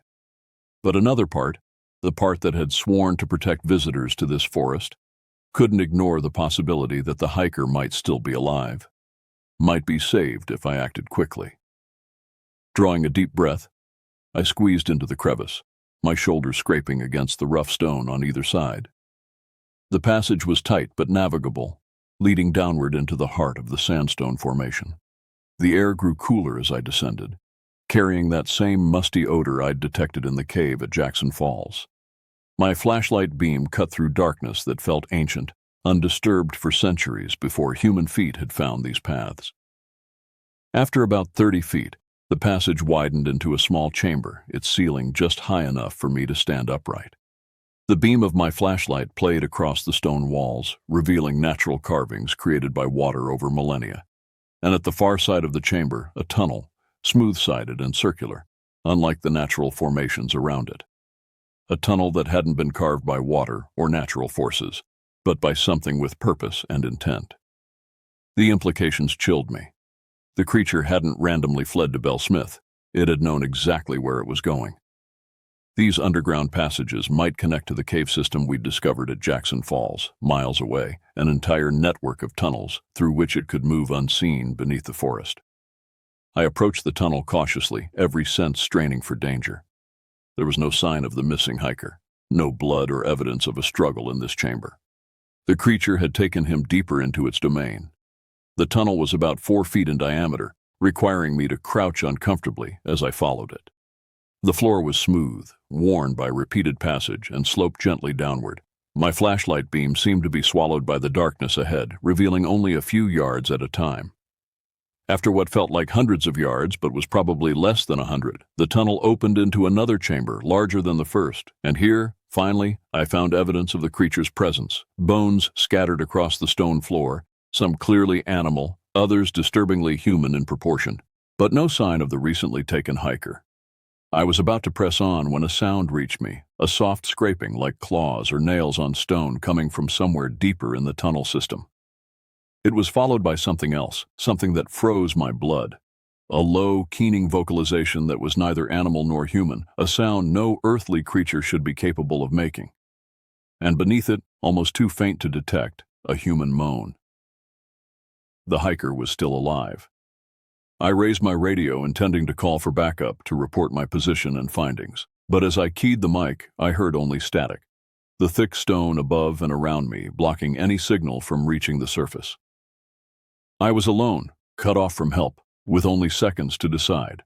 Advance toward an enemy I knew was lethal, or retreat and abandon a man to certain death. In the end, it wasn't really a choice at all. I moved forward, deeper into the tunnel, following the sounds that grew louder with each step. The passage twisted and turned, branching occasionally, but I kept to the main route, guided by the increasing frequency of the creature's vocalizations. Finally, the tunnel opened into a vast underground chamber, easily 30 feet high and twice that across. Natural columns of stone rose from floor to ceiling, and a small underground stream cut across one corner, disappearing into yet another tunnel. My flashlight beam swept the space, seeking the source of the sounds. In the center of the chamber, partially hidden behind a stone column, lay the missing hiker, a young man in his 20s, his leg bent at an unnatural angle, but clearly alive, his chest rising and falling with pained breaths. And crouched over him, its back to me, was the creature. It had changed since I'd last seen it. Its pale skin was now marked with dark patches, almost like bruises, and it seemed thinner, more angular. The wound in its shoulder had healed, leaving a puckered scar that was darker than the surrounding tissue. It was doing something to the hiker, not killing him immediately as it had the students at Oak Flat, but examining him with those elongated fingers, tilting its head in that curious angle that suggested scientific interest rather than simple predatory intent. I raised my weapon, taking careful aim. One shot, center mass, just as I'd planned at the pond. But before I could fire, the creature stiffened, its head swiveling toward me with inhuman speed. Our eyes met across the chamber, mine wide with fear and determination, its hollow pits revealing nothing yet somehow conveying recognition. It remembered me. For an eternal moment, we remained frozen in tableau. Then, with deliberate slowness, it raised one hand in that same gesture I'd seen at the pond. Palm outward, fingers spread. Not in surrender, I realized, but in communication. It knew what my weapon could do. It had been shot before, wounded, but not killed. And now it was, what? Asking for peace? Warning me away? I couldn't interpret the gesture with any certainty, but its meaning was clear enough. Do not shoot. The hiker moaned again, drawing my attention momentarily. He was conscious, his eyes open and fixed on the creature that loomed above him. But strangely, there was no terror in his expression, only confusion and pain from his injured leg. When I looked back at the creature, it had changed position, moving away from the hiker toward the underground stream. It gestured again, a different motion this time, a beckoning, as if inviting me to approach. Every instinct screamed that this was a trap, that the moment I lowered my weapon, it would attack. But something else, something I couldn't quite name, made me hesitate. The creature could have killed the hiker already, could have fled deeper into the tunnels, could have attacked me when my attention was divided. Instead, it was waiting, watching, communicating in its alien way. "What are you?" I whispered, the question escaping before I could stop it. The creature's head tilted further, its mouth, that lipless gash across its face, opening slightly. No sound emerged, or at least none that human ears could register. But its hand moved again, touching its chest, and then extending toward me in a gesture that seemed almost questioning. I kept my weapon raised, but took a single step forward, then another. The hiker was watching our interaction with wide, pain-glazed eyes, his breathing shallow but steady. "My leg," he managed to gasp. It fixed my leg. Was bleeding. Stopped it." I glanced down and saw that he was right. The unnatural angle of his leg suggested a compound fracture, but there was no blood, no protruding bone. Instead, a pale, web-like substance wrapped the injured limb, a makeshift splint or bandage unlike anything I'd seen before. The creature had not been harming him, it had been treating his injury. This realization staggered me, forcing a complete recalibration of everything I thought I knew about the entity before me. If it was capable of recognizing injury and attempting to address it, what else might it comprehend? What level of intelligence and awareness was I facing? The creature moved again, backing slowly toward the stream, never taking its eyes from me or my raised weapon. When it reached the water's edge, it made one final gesture, a slow, deliberate motion that seemed to encompass the entire chamber, the tunnels, the forest above. Then it slipped into the water and was gone, disappearing beneath the surface just as it had at the pond weeks before. I rushed to the stream's edge, shining my light into the dark water, but saw nothing.